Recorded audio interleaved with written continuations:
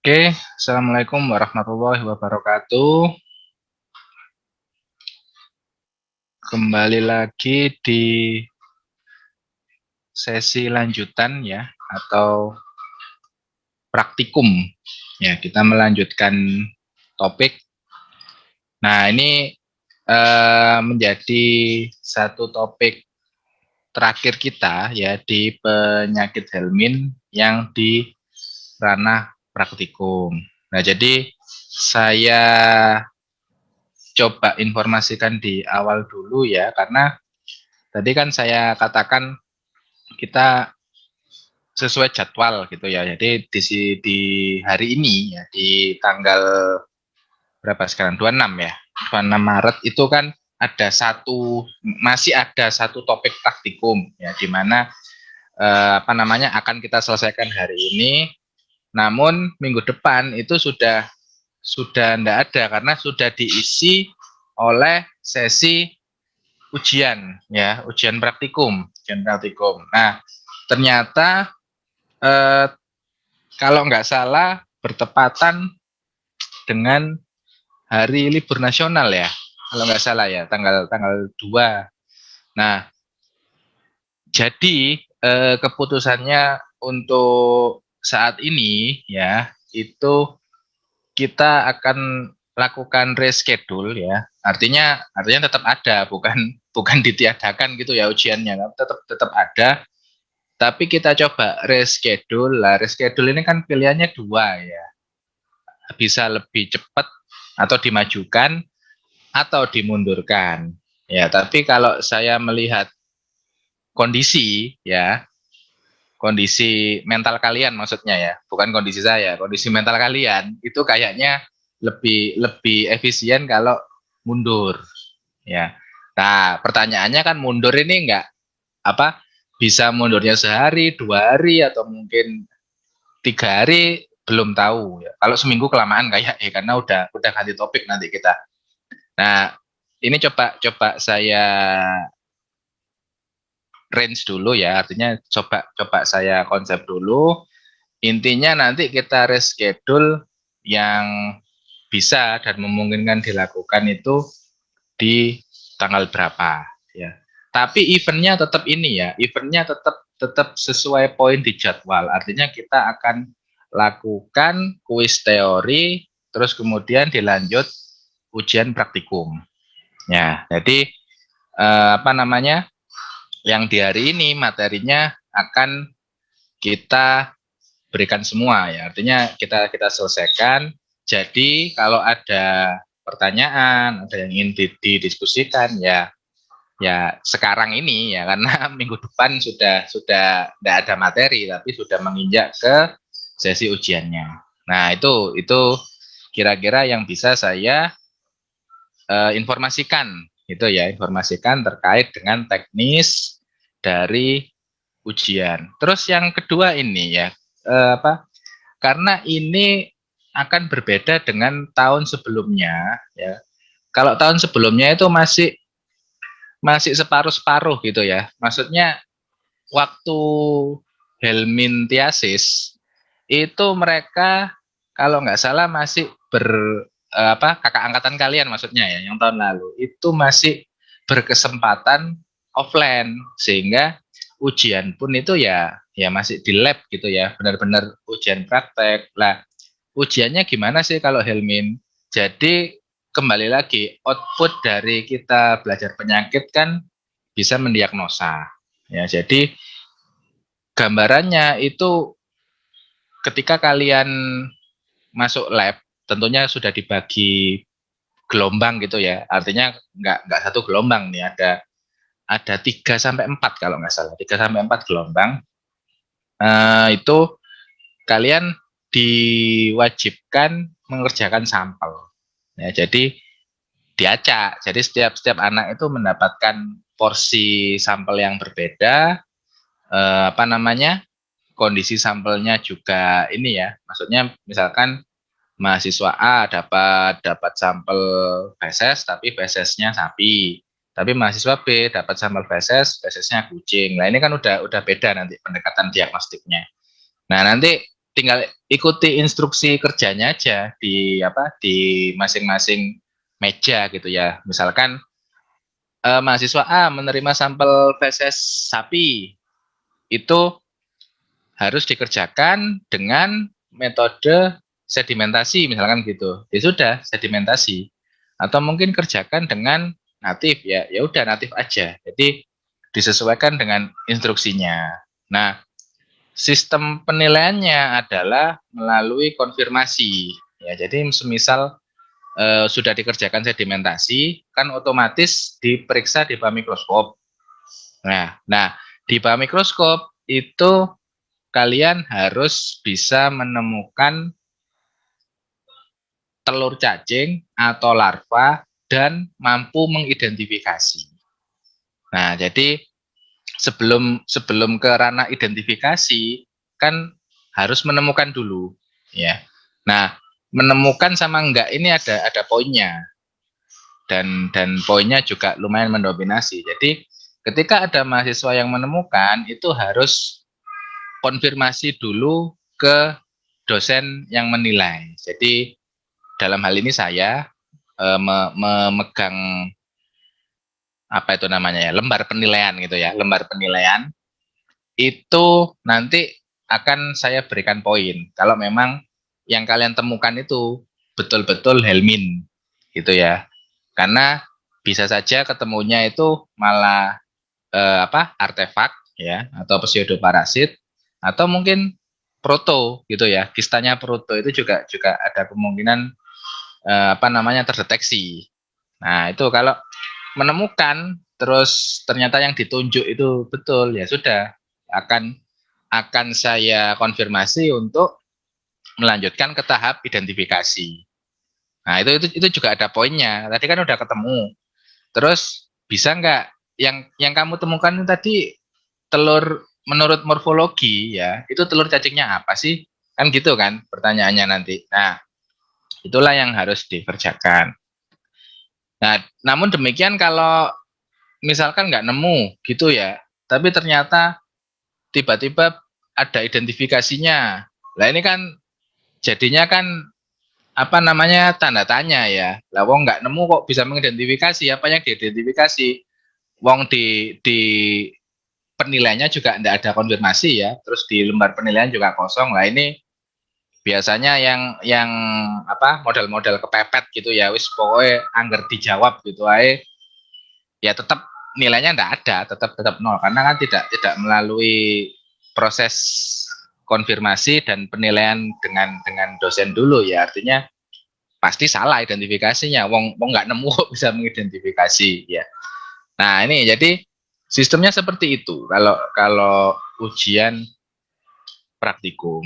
Terus ada yang sering ditanyakan adalah, loh dok, nanti kalau nggak nemu gimana? Kan bisa saja sampel saya itu negatif, ya kan? Bisa saja sampel saya itu berasal dari individu yang sehat, sehingga memang nggak cacingan gitu loh.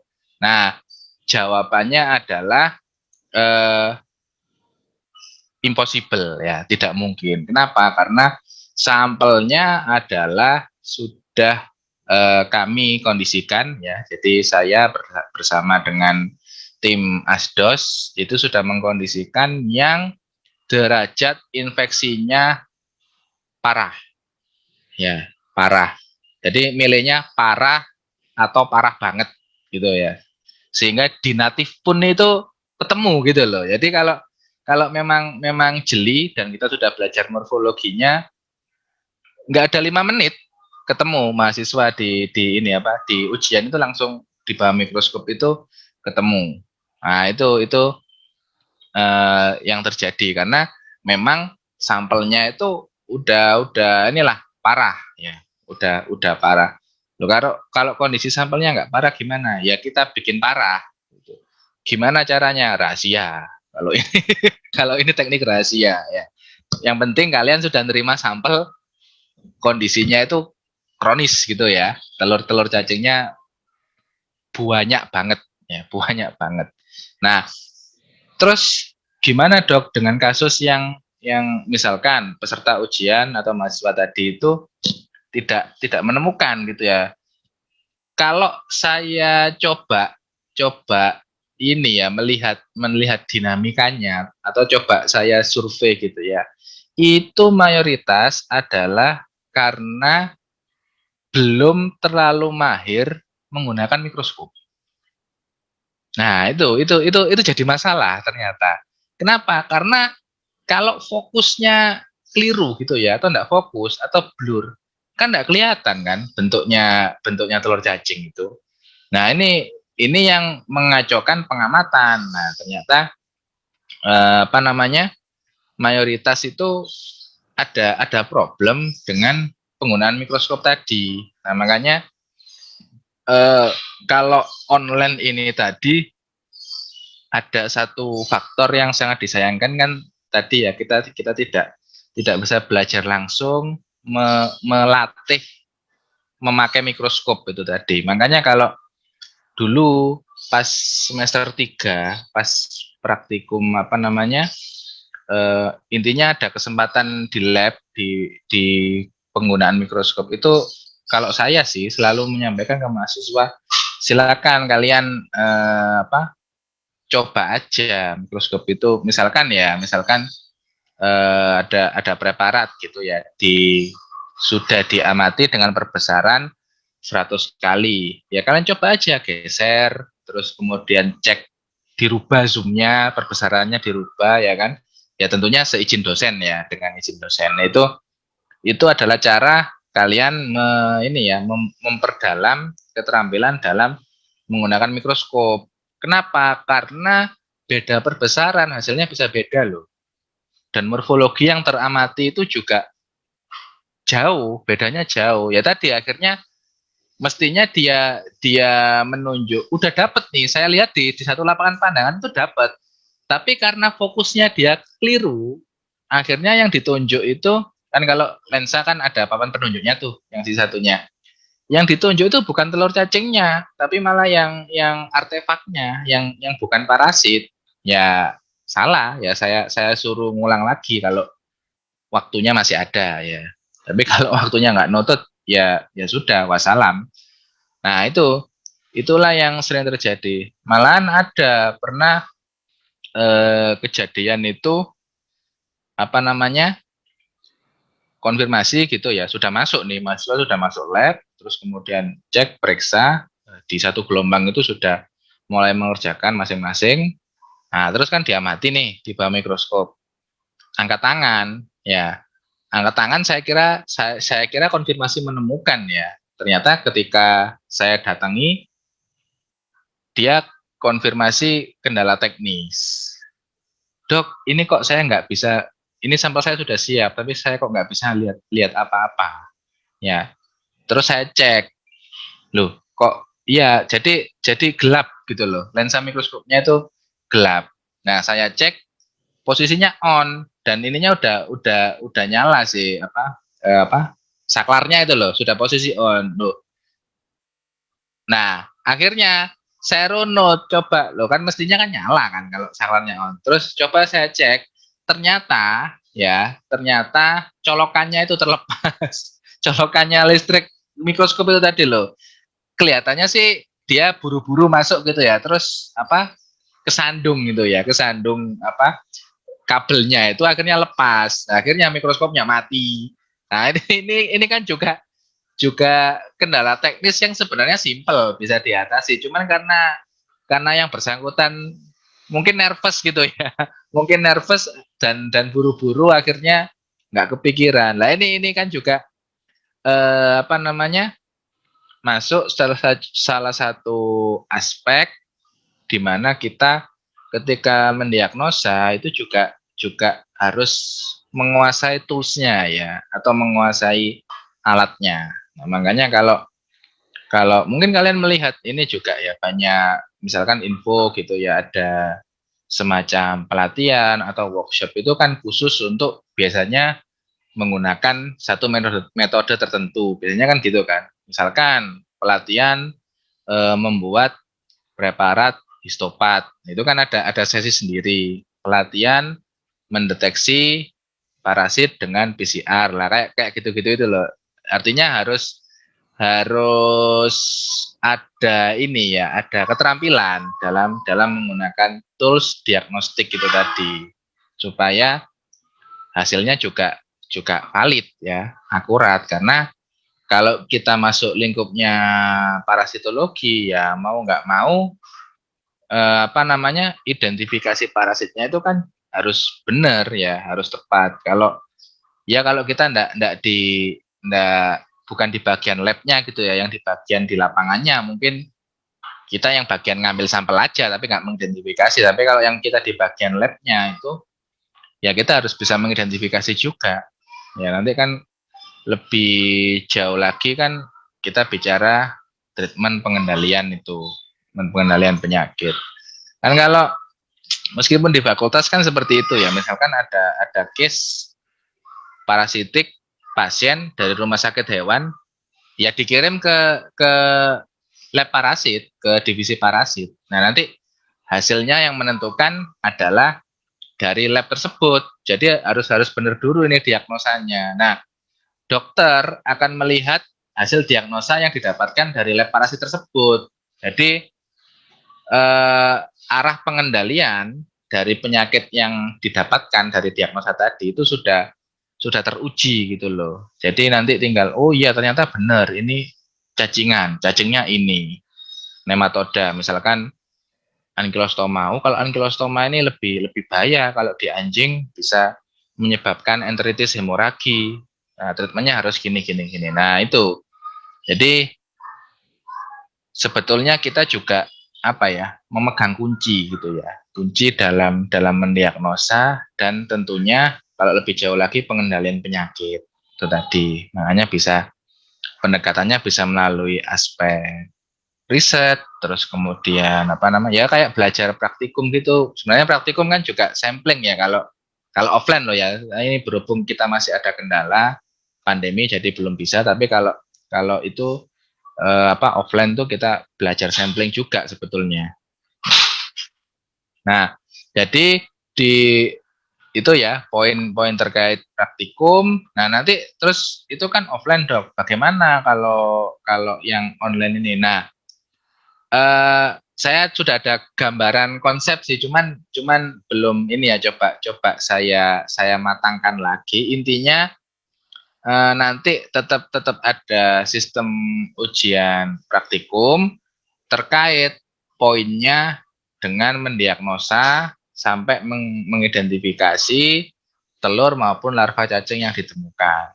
Intinya itu, hanya saja coba kita rubah medianya online gitu aja lah. Nah, tapi harapan saya outputnya itu tetap ini ya, tetap ya meskipun nggak sama tapi mendekati dengan yang offline lah, sehingga kalian nanti memang benar-benar mampu melakukan analisa terkait sampel atau infeksi helmin yang ditemukan gitu. Nah, kira-kira seperti itu. Ya nanti pada intinya itu tadi ya, itu kita infokan lebih lanjut terkait tanggal reschedule, terus kemudian mungkin ini ya teknis ujiannya. Artinya begini, teknis itu kan juga berkaitan dengan apakah itu langsung kita lakukan serentak satu gelombang gitu ya, ataukah 2 gelombang atau 3 gelombang, kan itu juga hal-hal teknis. Nah, itu nanti akan kita infokan lebih lanjut. Oke, nah sekarang kita fokus ke materi praktikum dulu. Nah, ini juga spesial ya, karena penutupan.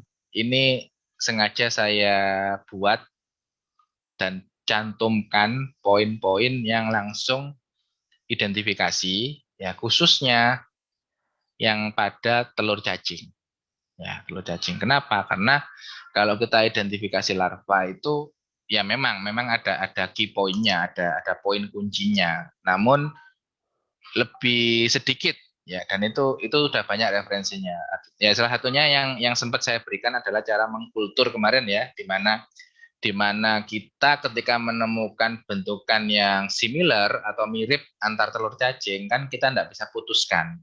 Nah, sehingga satu-satunya cara adalah dengan melakukan kultur parasit telur cacing tadi dengan media tertentu, sehingga ketika udah menetas menjadi larva, larvanya kita identifikasi. Nah, identifikasi larva ini juga ada referensinya gitu ya. Tapi kembali lagi itu arahnya memang mayoritas untuk eh, ini ya efektifnya itu untuk nematoda ya. Karena nematoda kan yang pertama tadi ya larvanya rata-rata free living stage sehingga di media pun dia survive. Terus kemudian kalau kita identifikasi itu sudah jelas bagian anterior posteriornya itu organ-organnya itu loh. Nah, ini tidak berlaku di trematoda sama cestoda. Karena apa? Karena larva mudanya itu kan beda bentuk. Ya kan? Contoh Fasciola aja larva mudanya kan serkaria, terus jadi apa? Redia, jadi metaserkaria, jadi masih ada fasenya lah. Cestoda pun juga gitu. Dari cysticercoid, terus kemudian ada yang prosercoid, jadi plerosercoid, baru jadi dewasa lah kan panjang. Tapi kalau nematoda kan ya organnya sudah terbentuk dari awal, hanya saja ukurannya lebih besar.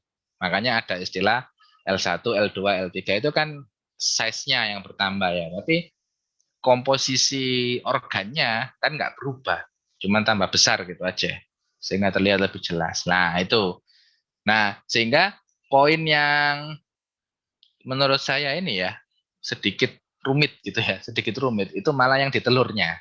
Kenapa? Karena banyak sekali variannya. Ya, banyak sekali macamnya dan ada yang jadi masalah kan ini, ada morfologi yang mirip-mirip gitu loh ya, yang mirip-mirip sehingga jangan sampai nanti penentuan diagnosa maupun identifikasi parasit kita itu menjadi keliru akibat kita tidak menguasai poin-poin terkait morfologi telur cacing ini. Nah, itu makanya sekarang kita coba fokuskan ke yang materi yang lebih kompleks itu tadi ya terkait telur cacing ini. Nah, jadi judulnya ini ya, identifikasi telur cacing parasit pada hewan. Ya, pada hewan. Hewan apa? Ya, semua hewan. Semua hewan yang nantinya akan menjadi pasien kita gitu ya. Menjadi pasien dari seorang vet atau dokter hewan. Ini. Nah, ini juga ada poin penting ya. Yang pertama poinnya adalah ini judulnya aja bahasa Indonesia ya, tapi slide-slide selanjutnya isinya bahasa Inggris semua. Jadi biar kalian makin makin rumit juga mikirnya gitu ya. Memang sengaja saya ya, memang sengaja.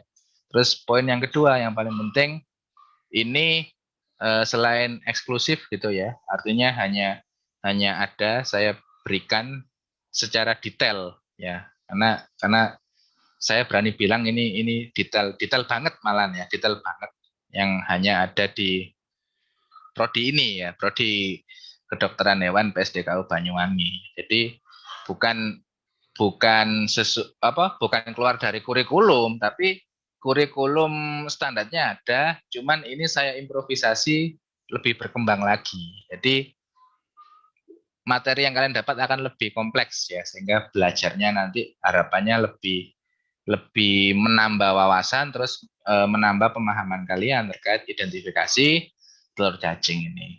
Dan yang terakhir, yang paling penting, ini adalah asli karena ada badaknya. Ya. Jadi seperti di slide itu kan ada badaknya. Jadi ini asli ya, yang lainnya palsu, cuman ini aja yang asli. Jadi beruntung kalian ya. Jadi ada sisi positif meskipun kita daring ini, kalian menerima materi yang betul-betul detail gitu ya. Ya tentunya harapannya nanti tolong ditindaklanjuti dengan ini ya diulas lagi lah, dibaca lagi materinya nanti biar bisa benar-benar ngerti gitu ya, paham. Nah, ini ya kembali lagi apa namanya tujuannya ya. Kenapa sih kok perlu diidentifikasi ya tadi karena supaya kita mendapatkan diagnosa yang tepat. Ini yang menginfeksi itu cacing apa sih? Apakah benar cacing fasciola atau ankylostoma atau toxocara? Itu kan beda-beda bentuk bentuk ininya ya, stadiumnya. Bahkan kalau sama-sama stadium telur pun juga telurnya beda-beda. Atau jangan-jangan infeksi campuran atau koinfeksi gitu ya. Yang masuk ini sudah lebih dari satu spesies cacing. Nah, ini kan sehingga pendekatan terapinya kan nanti juga beda. Iya, kalau kalau 2-3 spesies sama-sama nematoda, kalau yang masuk nematoda sama cestoda kan obatnya beda. Nah, jadi lebih lebih repot nanti treatmentnya ya. Di samping obatnya lebih banyak ya, kalau kita bicara beban ke klien ya, biayanya atau fee-nya kan akhirnya nanti bertambah ya. Belum lagi hewannya butuh waktu untuk fase penyembuhan. Kalau parasit kan panjang ya, karena punya siklus dia, punya siklus hidup. Jadi enggak bisa sekali jalan, sekali treatment hewannya sembuh, terus apa namanya, wis enggak balik kontrol lagi lah. Ini yang sulit dan seringkali kita hadapi karena klien ini ternyata masih belum banyak yang teredukasi terkait kenapa sih kok treatment ini perlu diulang. Ya, karena kan ada hubungan dengan siklus tadi. Kita treatment antel mintik, dewasa larvanya mati, telurnya kan enggak. Lah telurnya suatu saat pasti akan jadi dewasa gitu loh. Dan kambuh lagi, ini yang harus diulang lah. Mindsetnya klien itu masih dipikirnya itu apa namanya, balik itu biar ini ya, maksudnya biar biar dokternya dapat fee lagi gitu ya, biar biar periksa lagi dapat duit lagi. Enggak. Kita sama sekali enggak seneng lihat hewan sakit itu. Bener. Kalau disuruh milih yang datang ke klinik sakit atau sehat, kita lebih milih sehat kok. Lo ngapain sehat datang ke klinik ya kan, bisa bisa vaksin, bisa check up ya kan, konsultasi. Itu. Nah, ini poin-poin penting dari penyakit parasitik yang juga salah satu aspeknya belum belum dipahami masyarakat ya. Jadi eh, kalau saya katakan kita atau nantilah kalian ketika jadi dokter ya mungkin bisa membantu saya juga menyuarakan, artinya ya jangan, istilahnya jangan jangan hit and run gitu ya. Jadi setelah treatment injeksi ngasih obat ya sudah selesai terus next next pasien gitu, enggak, tapi pasca itu kita edukasi dulu kliennya.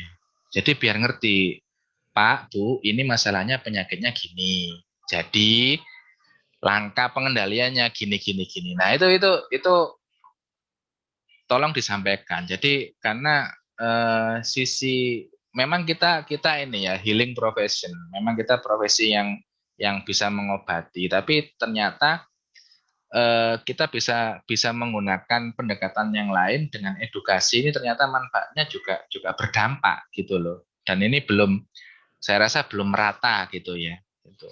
Nah, perkara nanti kliennya kan beda-beda kan, ada yang bisa nerima, ada yang enggak, ada yang apa namanya langsung nyambung, ada yang nggak ngerti dan sebagainya. Wis urusannya nanti. Yang penting kan kita sudah mengedukasi yang benar gitu ya. Artinya kalau cacing ya harusnya gini, terus kalau virus harusnya gini, bakteri gini. Harus ya termasuk ini, termasuk makanya kalian juga jangan heran kalau misal kalian yang sakit ya, atau mungkin saudara atau keluarga kalian, terus ternyata masuk rumah sakit itu kan gitu. Seluruhnya kan dicek, ya kan? Cek darah, terus cek apa? Pemeriksaan fisik, terus mungkin ada nanti kalau yang mengarah kayak misalkan kecelakaan, patah tulang, ya di X-ray, CT scan dan sebagainya. Nah itu karena kalau kita hanya mengenalkan gejala klinis itu apakah bisa, tapi tingkat diagnosanya itu paling dasar. Ya, sehingga kita membutuhkan diagnosa penunjang dari laboratorium itu tadi. Kan gitu. Kalau di rumah sakitnya human manusia kan juga gitu kan. Ya minimal kan cek darah kan biasanya kalian. Diambil darah, dicek darah lengkap itu. Terutama kalau faktornya infeksius, apa suspeknya pemeriksaan fisik tadi infeksius kan, mau nggak mau diambil darah, cek darah untuk screening awal, baru nanti hasil labnya keluar, baru diputusi terapi kan gitu. Karena dokter sendiri tidak bisa langsung memutuskan tanpa adanya informasi lanjutan dan itu diperoleh dari diagnosa. Nah, ini sama halnya dengan kondisi pemeriksaan parasit.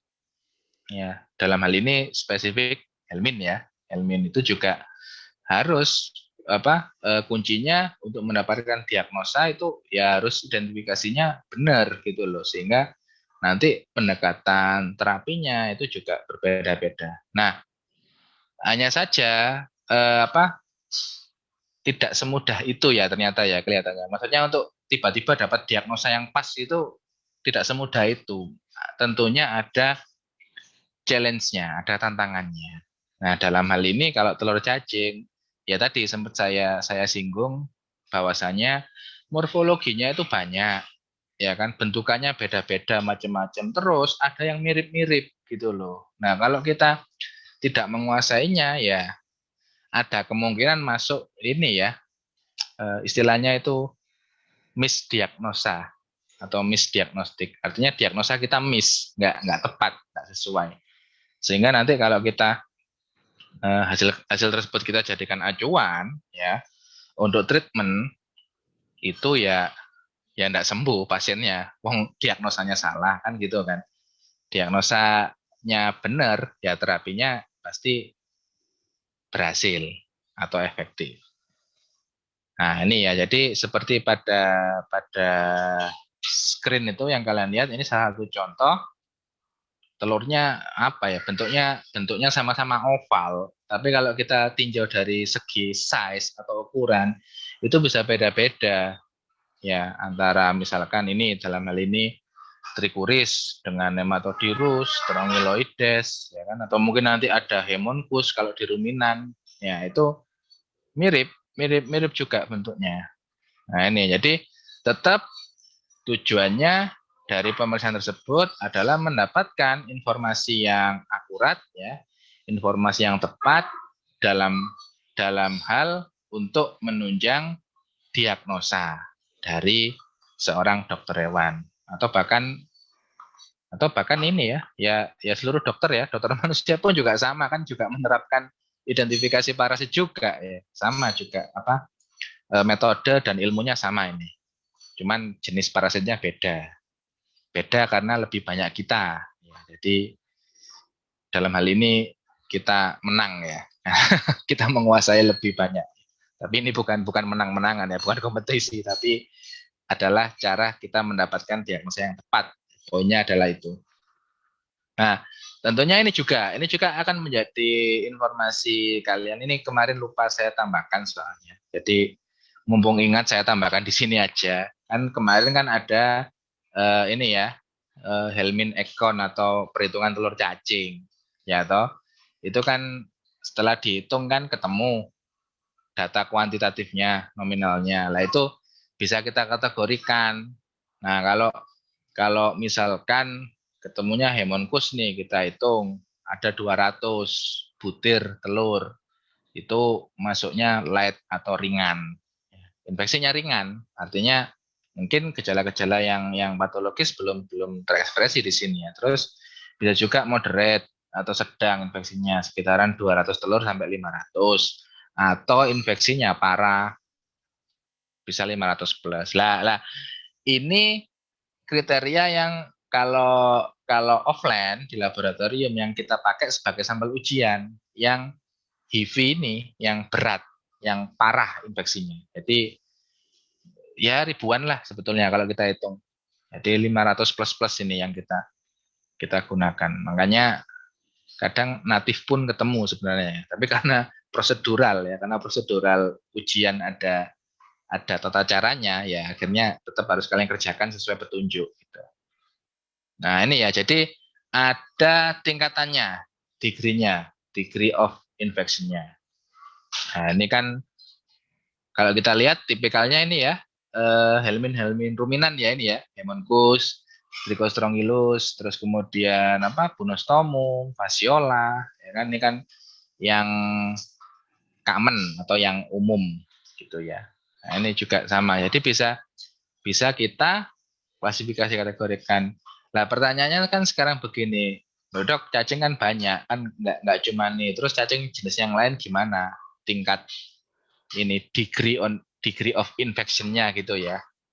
Kan belum ada patokannya. Nanti kalau saya nemu yang di luar cacing ini, gimana saya mengkategorikannya? Nah, kita bisa karena gini ya, ilmu pengetahuan itu kan tidak statis ya, jadi pasti dinamis, pasti berkembang.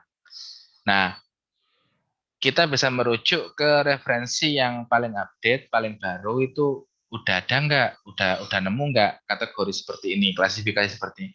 Kalau nggak ada, ya kalau nggak ada, justru kalian berpeluang untuk membuat data awal, gitu loh ya.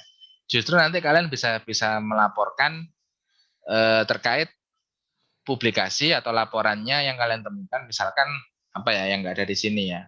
Eh, ya yang gampang Ascaris suum atau Toxocara canis gitu kan enggak ada kan.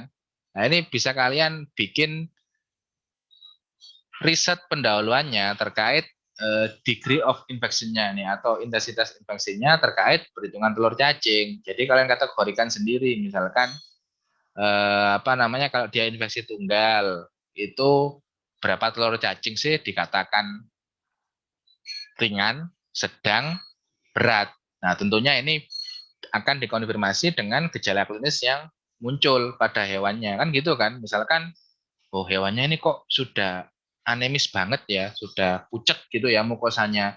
Terus ternyata di pemeriksaan telur cacing ini coba saya hitung dengan pendekatan metode McMaster itu ternyata ada 10.000 lebih. Wah, ini jangan-jangan kalau masuk 10.000 lebih ini bisa masuk kategori berat gitu ya. Atau bisa juga kita balik, kita membuat sebuah ini ya konsep eksperimental. Jadi kita kembangkan dulu ininya telur cacingnya, ya kan, dari sampel apa namanya suspensi feses itu. Misalkan sudah kita hitung nih, oh saya punya suspensi yang saya bagi menjadi 3 atau 5 wadah di mana setiap wadah ini isinya beda. Misalkan wadah nomor 1 itu isinya 100 telur cacing, nomor 2 200 telur cacing, nomor 3 dan seterusnya. Nah ini yang kalian lakukan namanya infeksi buatan ya. Jadi experimental infection, infeksi buatan atau artificial itu kalian infeksikan ke hewan coba yang menjadi induk semang. Definitif tentunya ya, definitif. Nah, baru kalian lihat ekspresi gejalanya. Artinya kalau tadi cuma 200 telur yang masuk ternyata sudah parah sampai timbul anemia, berak darah dan sebagainya ya berarti dengan jumlah 200 telur cacing tadi itu sudah masuk kategori heavy, berat, infeksi yang berat gitu loh. Nah, ini konsep-konsep penelitian yang kalian bisa masuk dan eksplorasi gitu. Karena parasit memang terus terang subjeknya banyak ya. Jadi banyak sekali yang bisa kita pelajari. Itu pun kalau kita eksplorasi dari satu satu jenis parasit aja, belum nanti jenis parasit yang lain. Nah, itu jadi makanya tadi saya pas kuliah tadi kan juga saya katakan belum banyak yang mengeksplorasi ke arah situ. Makanya ini kan yang cacing yang umum, makanya datanya udah banyak diketahui karena udah banyak yang meneliti gitu loh, kayak Fasciola gitu ya. Fasciola kan penelitiannya sudah berangkat mungkin 50 tahun silam itu udah diinisiasi gitu ya, udah start dan udah banyak case-nya juga, udah banyak penelitian diagnostik molekuler dan sebagainya itu. Tapi kan ternyata cacing-cacing yang lain itu kan banyak jenisnya, apalagi di Indonesia ya. Dan ini belum semuanya apa namanya ada penelitian yang komprehensif ya kembali lagi. Jadi kita kita kekurangan data lah istilahnya. Padahal di luar sudah banyak, di sini ada kasusnya, tapi tidak terdokumentasi dengan baik. Nah, akhirnya ini sebenarnya jadi masalah sih kalau kita ngomong pengendalian skalanya nasional gitu ya. Lah apa yang mau dikendalikan? Wong datanya enggak ada kan itu kan. Datanya aja enggak punya kok mau mengendalikan penyakit. Lah ini makanya memang butuh proses gitu ya, butuh proses untuk ke tahapan sana. Dan ini adalah salah satu peluang untuk kalian nanti berkontribusi di dunia medik veteriner khususnya di bidang parasitologi gitu ya. Oke, itu sekilas saja sambungan yang terlupa kemarin terkait perhitungan telur cacing ya. Nah, ini sekarang kita mulai masuk nih identifikasi telur cacing ke apa namanya? Berbagai jenis hewan tadi ya, sesuai judulnya. Nah, ini kita akan start dari yang paling umum dulu, ruminan. Ya, ruminansia. Apa hewannya ya? Ya pokoknya ruminan, termasuk besar dan kecil ya, kambing, domba, ya toh, sapi, kerbau, banteng dan sejenisnya. Itu kalian akan menemukan morfologi ya, morfologi telur cacing seperti pada screen ini ya, atau monitor yang tampil di slide. Jadi ada ini lumayan banyak kalau ruminansia. Ini pun tidak semua loh ya. Ini pun tidak semua. Ini masih ada lagi sebetulnya. Cuman eh, coba kita tampilkan atau inisiasi itu yang paling umum aja lah, yang common finding gitu ya, yang paling umum ditemukan pada hewan-hewan ruminan ini. Ya ini yang tampil salah satunya pertama kalau dari yang paling atas ya, Toxocara vitolorum itu sangat umum sekali dan banyak kasusnya. Ya kan, ini kan nematoda Toxocara. Terus Monesia, cacing pita, ya kan? Monesia itu juga banyak. Itu telurnya juga unik ya. Kalau cestoda itu cenderung cenderung ke arah persegi ya. Kalau nematoda kan cenderung circle ya, bulat sama oval. Ya toh, tipikalnya kan gitu. Kalau trematoda juga, nah trematoda ini yang apa? Tidak sesuai teori gitu ya. Artinya bentuknya sama kayak nematoda, tapi tentunya nanti ada beberapa poin yang menjadi beda. Ya contohnya kalian lihat yang bagian bawah itu, Fasciola hepatica parambistomum itu kan apa namanya? Trema ya, trematoda, cacing pipi. Tapi dibanding dengan sebelahnya nematodirus itu bentuknya hampir sama, sama-sama oval ya kan. Tapi ternyata kita akan melihat parameter yang lain yaitu isinya misalkan ya, embrionya yang di dalam itu loh ya, morulanya. Itu ternyata beda. Kalau parambistomum fasciola itu udah terisi penuh dan menyebar semacam granul gitu ya. Tapi kalau nematodirus nggak penuh, ada terpusat embrionya itu di sentral gitu. Nah ini yang jadi poin-poin penting ketika nanti apa namanya mengidentifikasi telur cacing. Dan kalian perhatikan skala ini ya, skala mikron. Ini juga penting, ukuran. Ya, jadi dalam mengidentifikasi telur cacing itu size ini jadi penting. Ya, kalau di ini belum berlaku semua, tapi di beberapa negara yang ini ya apa scientific risetnya, intinya budaya risetnya itu udah tinggi gitu ya. Ya tentunya negara-negara maju. Ini size ya, ukuran telur cacing ini mutlak, nggak bisa ditawar. Jadi ketika kita mengidentifikasi wajib ada skala ukurannya, wajib ada penggaris mikronnya, namanya gitu. Kalau enggak bisa mereka ngomong, oh ini, meskipun mereka tahu ya dari identifikasi dan gejala klinis dan info yang didapat kalau itu fasiola misalkan, tapi mereka enggak mau, benar-benar enggak mau menyatakan diagnosa kalau enggak ada ukuran skalanya ini. Jadi ukuran ini menjadi penting sebetulnya ketika kita mengidentifikasi telur cacing, karena ya seperti di slide itu kan kalian bisa perhatikan berjajar gitu, ada ukurannya yang hampir sama tapi morfologinya beda. Ada yang morfologinya sama tapi ukurannya beda. Itu udah beda parasit. Nah, ini juga kunci sebetulnya ketika apa namanya?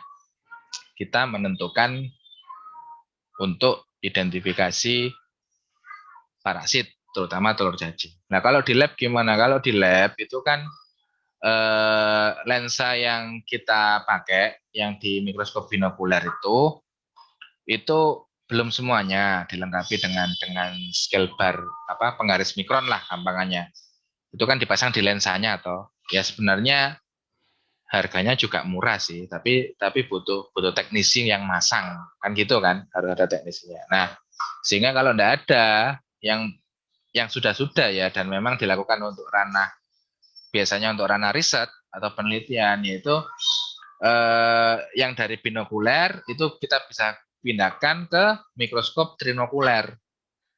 Kalau di lab kan ada ya, jadi dari mikroskop trinokuler itu bisa sudah komputerisasi, jadi kita bisa atur dan berikan scale bar ya, bar skalanya, demikian juga ukuran mikron untuk mau panjang mau lebar itu bisa dikasih, bisa diukur atau bisa ditambahkan.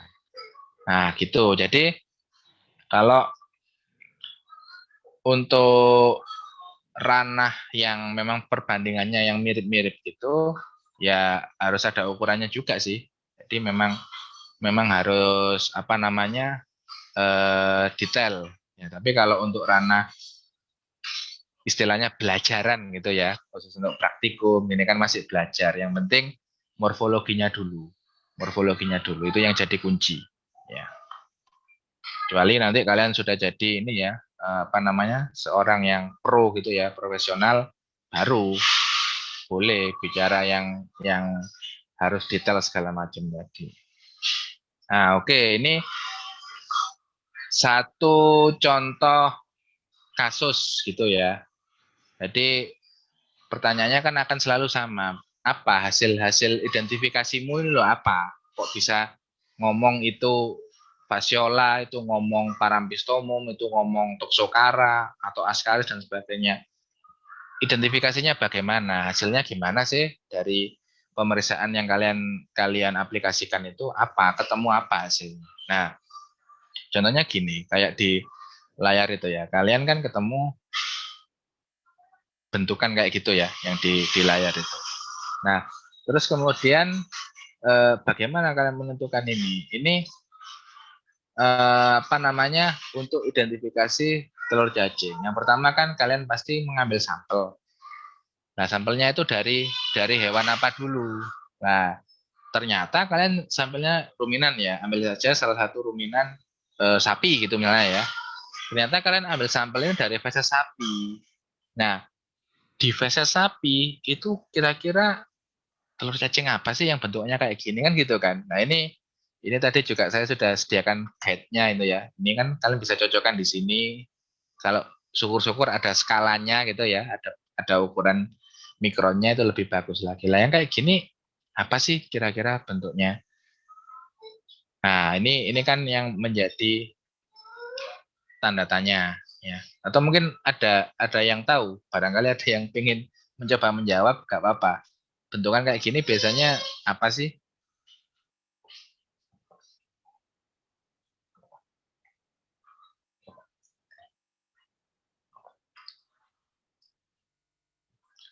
Nah, ini yang jelas adalah eh, kalian sudah berhasil menemukan telur helmin. Ya, ini memang telur cacing. Ya. Pertanyaannya sekarang telur cacing apa kan gitu kan? Telur cacing apa? Nah, kita akan melihat informasi yang lain terkait morfologi. Kalian perhatikan kalau bentuknya oval gitu ya, oval. Kalian perhatikan ujung anterior sama posterior atau kanan dengan kiri kalau pas jajar gitu ya. Intinya ujung satu dengan ujung satunya. Nah, ini ternyata kalau kita amati ya, kita perhatikan ternyata ada apa di salah satu ujung ada yang buka gitu ya. Ada katupnya yang dari selnya itu dari cangkang telurnya itu yang buka. Sedangkan di sisi lainnya itu enggak ada. Ya kan smooth gitu aja ya, mulus gitu aja. Tapi ini hanya satu sisi saja. Nah, ini adalah tipikal-tipikal dari telurnya trematoda. Nah, itu ya. Jadi tipikal telurnya trematoda berhubung ini di ruminan, ya, di ruminansia. Ya berarti kalian bisa mempersempit kemungkinan dari seluruh helmin tadi. Ini sudah ketemu kelasnya trematoda. Lah permasalahannya trematoda apa gitu kan. Nah, ini yang menjadi salah satu ciri khas telur cacing trematoda, yaitu bagian yang dinamakan dengan operculum. Nah, jadi satu sisi yang buka tadi itu namanya operculum ya. Jadi di sisi yang kalau tadi atas, di bawahnya enggak ada operculum. Operculum ini cuman satu sisi saja. Ini apa? Ini fungsinya apa? Ini nanti ketika larvanya menetas dan rilis dari telur, yang buka ini operculumnya. Jadi semacam pintu keluarnya gitu ya, semacam katup yang digunakan untuk keluar kalau hatch atau menetas gitu ya. Yang buka bagian operculumnya dulu sehingga mirasidium ya, mirasidium akan rilis dari bagian operculum tersebut. Nah, itu. Jadi kalau melihat ukurannya sebesar ini, kita bisa asumsikan bahwasannya itu fasiola. Ya kan? Kenapa? Karena telurnya oval, terus kemudian ini ya granulnya itu merata, embrio yang di tengah itu, terus kemudian punya operculum di salah satu sisi, ya di salah satu ujung telurnya. Dan yang paling penting kalian nemunya di ruminan.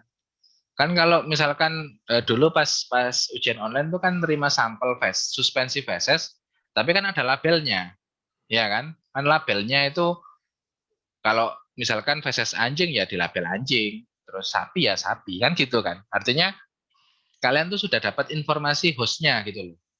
Jadi ya kan kan nggak mungkin tiba-tiba kalian jawab ini ankylostoma gitu ya. Ankylostoma kan adanya di anjing, bukan di ruminan, kan jauh banget ya.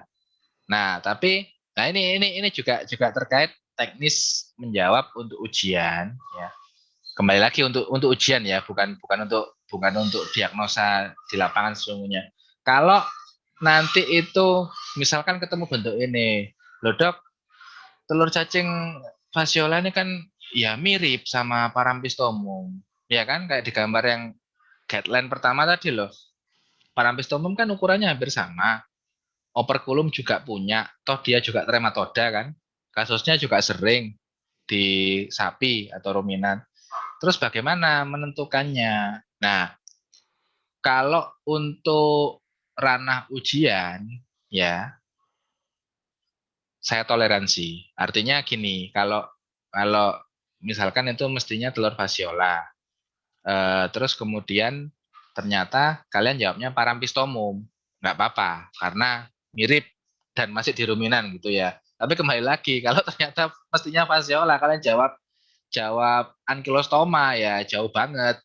Dan itu ndak ini ya udah ndak connect, bosnya aja udah ndak sama. Kalau dijawab yang mendekati nggak ada masalah. Dan itu nilainya sama-sama utuh gitu ya, sama-sama full. Kalau kalau dari ranah diagnosa khusus ujian ya, khusus ujian bukan bukan untuk diagnosa real di lapangan, tapi khusus untuk ujian saja. Jadi yang mirip-mirip gitu masih oke lah kita toleransi. Nah ini ya, tapi paling enggak kalian tahu bahwasanya tipikalnya trematoda itu kayak gini. Ada operculum salah satu sisi, ya kan, di mana biasanya didominasi fasiola nih, tipikalnya kayak gini ya. Ya sambil memang ya, kita tidak bisa menyebutkan ciri-ciri yang benar-benar jadi standar gitu ya, karena kan perspektif gini ya. Kan misalkan saya ngomong bentuk oval gitu aja. Telurnya fasiola gimana oval? Oval kan perspektifnya tiap orang kan beda kan. Oval rodok rodok membulat atau rodok lonjong atau rodok gimana kan kan beda-beda ya. Artinya di sini ini kalian amati nanti apa eh, lihat dari perspektif kalian sendiri gimana sih telur-telur yang fasiola atau yang lain. Nah, gitu ya. Ini adalah yang menurut perspektif saya ya. Dengan perspektif kalian bisa beda, bisa enggak, bisa bisa iya, bisa beda atau bisa sama. Nah, ini kalau kita melihat, nah lagi perhatikan juga kunci selain ukuran tadi ya scale bar, kalian perhatikan perbesaran lensa. Ya, karena bisa saja telur itu sama, tapi cuman kalian salah pengamatan atau beda perbesaran aja gitu loh. Jadi terlihatnya beda. Lu kok ukuran telurnya Fasiola kan besar, kan kok ini kecil? Iya, lensa kalian berapa perbesarannya? Kalau yang direferensi perbesaran 100, kalian mengamati dengan perbesaran 40 ya beda banget. Ya jauh banget gitu loh. Nggak kelihatan malahan ininya morfologinya. Nah, ini dan kalian juga harus siap ya, sampel itu tidak selalu sesuai apa ya, sesuai keinginan kalian bahwasanya ini ya, sesuai sesuai textbook gitu ya. Bahwasanya telur cacing itu pasti oto, pasti ada isinya, ada operkulum yang nutup. Enggak selalu gitu. Realnya di pemeriksaan itu kadang ya kayak gini ya, kayak di tampilan ini ya. Operkulumnya hilang. Ya toh, udah buka kan, operkulumnya hilang. Terus kemudian isinya hilang. Isinya hilang ini maksudnya gimana? Ya udah berkembang, udah jadi mirasidium, larvanya udah keluar. Jadi kedetek cangkangnya saja. Lah kayak gini kan repot. Ya, kosongan gini nanti terlihatnya bukan fasiola. Loh, fasiola kan katanya di buku ada ininya apa? Ovanya granulnya itu menyebar itu. Iya, kalau belum berkembang. Kalau fasenya udah jadi larva, ya dia rilis. Ya udah tinggal cangkangnya aja. Kadang-kala ketemunya gini loh. Apa maksudnya kosong semua loh, cuman cangkang tok loh. Karena udah pada rilis tapi itu sebetulnya sama-sama fasiola. Nah, ini kan kalau kita ndak jeli gitu kan bisa bisa terkecoh dan bisa mengarah ke identifikasi mungkin trematoda yang lain gitu ya. Akhirnya padahal siklus hidupnya bisa berbeda dengan fasiola. Nah, ini jadi bersiaplah dengan temuan atau finding yang tidak sesuai textbook gitu ya. Karena ukuran telur cacing itu dengan kondisi yang berbeda, kondisinya juga akan berpengaruh terhadap morfologi ya. Contohnya ini bisa kosongan, tinggal cangkangnya aja, ada yang operkulumnya lepas ya kan. Loh ini di buku Fasiola telur cacing punya operkulum kok. Ini kok enggak ada.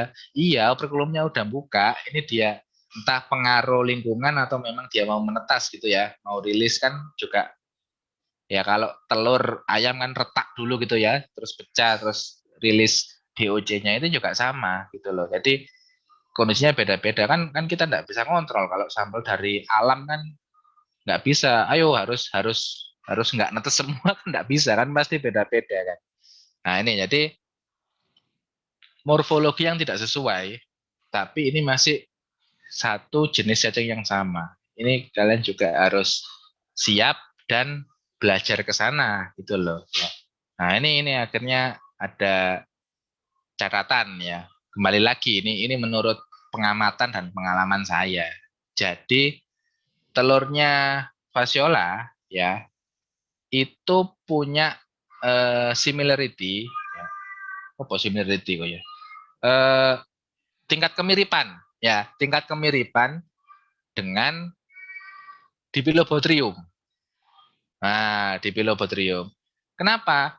Karena dua-duanya itu punya operkulum di satu sisi. Bentuknya juga sama-sama oval. Ya kan repot nanti jadinya. Mirip, benar-benar mirip. Jadi ya ini loh kayak di gambar ini loh. Benar-benar mirip. Nah, terus bagaimana menentukan diagnosa kalau seperti ini? Toh saya punya dua kemungkinan dan ini sangat-sangat jauh berbeda. Yang satunya trematoda, satunya cestoda. Ya kan? Di Pilobothrium kan cestoda kalau kalian masih ingat. Nah, tentunya kalian bisa melihat informasi yang lain. Jadi kembali lagi ya prinsipnya diagnosa itu. Kalau satu informasi atau satu penunjang atau satu diagnosa lab ini dirasa belum cukup, kalian bisa mengambil parameter lain yang bisa mendukung. Nah ini apa contohnya? Ya tadi ini di atas sendiri itu loh kan udah ada judulnya ruminan. Ya. Atau kalau kalian terima labelnya feses sapi gitu ya, sapi. Nah pertanyaannya kan gini, apakah Dipilobothrium ini menginfeksi sapi? Kan enggak, ya kan? atau belum ya, siapa tahu bisa ya sekarang ya, tapi belum diteliti. Tapi kan pada prinsipnya kalau kita hubungan dengan life cycle, ya siklus hidup, kan sapi bukan definitif hostnya. Ya, ruminan ruminan eh, bukan definitive host ya. The definitive host is dog and cat for Dipilobothrium. Ya toh, sehingga kalau nemu bentukan yang oval, terus kemudian sama granulnya juga merata di Pilobothrium itu. Terus ada operculum di salah satu sisi. Tapi ternyata sampelnya dari sapi atau ruminansia itu arahkan diagnosa kalian ke fasciolosis atau fasciola, jangan di pilobothriasis karena hostnya berbeda. Ya, beda kasus lagi ternyata atau mungkin ketika ujian gitu ya ada mahasiswa nemu bentukan kayak gini, tapi sampel suspensi fesesnya itu ada labelnya kucing atau anjing. Ya sebaliknya jangan dijawab fasciola, tapi arahkan jawaban kalian itu ke Dipilobothrium untuk identifikasi. Ya, gitu ya. Saya rasa bisa dipahami itu. Ini ya salah satu kunci aja lah yang sebenarnya banyak, tapi nanti kalian tambah bingung ya. Jadi satu aja yang penting dan ini yang sering ditemukan. Nah, gitu pada prinsipnya gitu. Oke, next case atau next preparat ya, next slide. Nih, ada bentukan gini nih. Kalau tadi oval ini lebih cenderung bulat ya, lebih cenderung lingkaran. Nah, ini pertanyaannya apa identifikasinya? Terus kembali lagi, ya kalian lihat informasi awal yang tersedia itu apa? Hostnya, ya, hostnya. Ini masih ruminan, ya, masih ruminansia. Nah, kan pertanyaannya ya kembali lagi ya ke guideline yang awal tadi. Ini tapi nggak saya kembalikan nanti kalau kalian belajar sendiri aja. Nanti kalau slide-nya saya klik-klik nanti bingung tambahan kalian. Nah, pada intinya bentukan seperti ini mengacu ke guideline tadi itu adalah punyanya telur cacing nematoda. Nah kan terus akhirnya jadi pertanyaan nematoda apa nih? Nah nematodanya yang sering di sapi itu Toxocara vitulorum. Karena ini Toxocara ya, nah ini jadi kunci juga karena ini Toxocara. Sehingga kalau kalian mendeteksi Toxocara di hewan yang lain gitu ya, yang juga sering kali ditemukan itu anjing kucing ya, Canis sama Kati ya toh, Toxocara canis, Toxocara Kati. Telurnya juga sama. Bentuknya, morfologinya sama. Ukurannya sama. Karena mereka satu genus. Ya, satu genus Toxocara. Nah, jadi apa ciri yang menciri dari Toxocara ini ya bentuknya lebih cenderung bukan oval shape tapi lebih cenderung membulat gitu ya, tapi bulatnya tidak sempurna karena kalau masih ada sisi lonjongnya gitu ya. Jadi ya inilah yang makanya saya susah tadi bilangnya perspektif kalian masing-masing lah. Ya gini bentuknya gitu ya. Tapi yang jadi salah satu ciri adalah dia punya thick layer. Nah, kalian perhatikan kalau dengan yang pertama tadi fasciola kan cuman one layer aja gitu ya di cangkangnya itu yang bagian luarnya, bagian membrannya. Kalau ini kan ada lapisannya tuh. Kalian perhatikan bagian tepi ini loh. Jadi dia punya punya yang tadi one layer, ini double layer akhirnya. Nah, ini tipikalnya telur cacing Toxocara. Ya, Toxocara.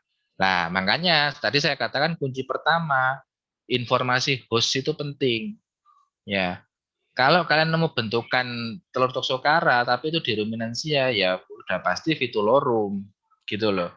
Toxocara Vitulorum. Kalau ternyata kalian terima sampelnya itu di cat atau dog gitu ya, anjing atau kucing, ya Canis atau Kati. Karena mereka sama-sama Toxocara, morfologinya sama. Ya gitu ya, berhubung ini ruminan, berarti yang Vitulorum. Dan perhatikan juga periode embrionisasi ya, pembentukan apa namanya embrio. Kok embrionisasi siapa? Embriogenesis ya, embriogenesis. Jadi kalau murni belum ada maturasi perkembangan, itu ya sesuai di slide gambaran ini dan seringnya poin 1 ini ya nomor 1 kayak gini. Tapi kan bisa juga dia sudah membelah morula jadi blastula, gastrula dan seterusnya ya kan? Ini kan membelah terus nih. Ya satu sel jadi dua, dua jadi empat, empat jadi 8 dan seterusnya sampai jadi larva. Jadi jangan terkecoh dengan yang ada di dalam ya. Jadi yang di dalam ini bisa berubah-ubah bentuk, bahkan ada yang sudah berisi larva. Tapi selama kita tahu cangkangnya, punya thick layer dan bentuknya agak membulat, itu pasti kemungkinan besar toksokara. Ya, tinggal kita cari info yang lain seperti host dan lain-lain ya. Ya syukur-syukur ada cacing dewasanya sih, tapi kan kita sekarang fokus ke telur ya. Nah, itu ya. Jadi jangan terkecoh, jangan tertipu dengan isi gitu ya. Kalau biasanya kan kalau mengenal manusia atau pertemanan kan jangan tertipu dengan bungkus gitu ya. Ini sebaliknya jangan tertipu dengan isinya karena bungkusnya ini yang kita cek apa namanya thick layernya ini yang menjadi poin dari identifikasi toksokara.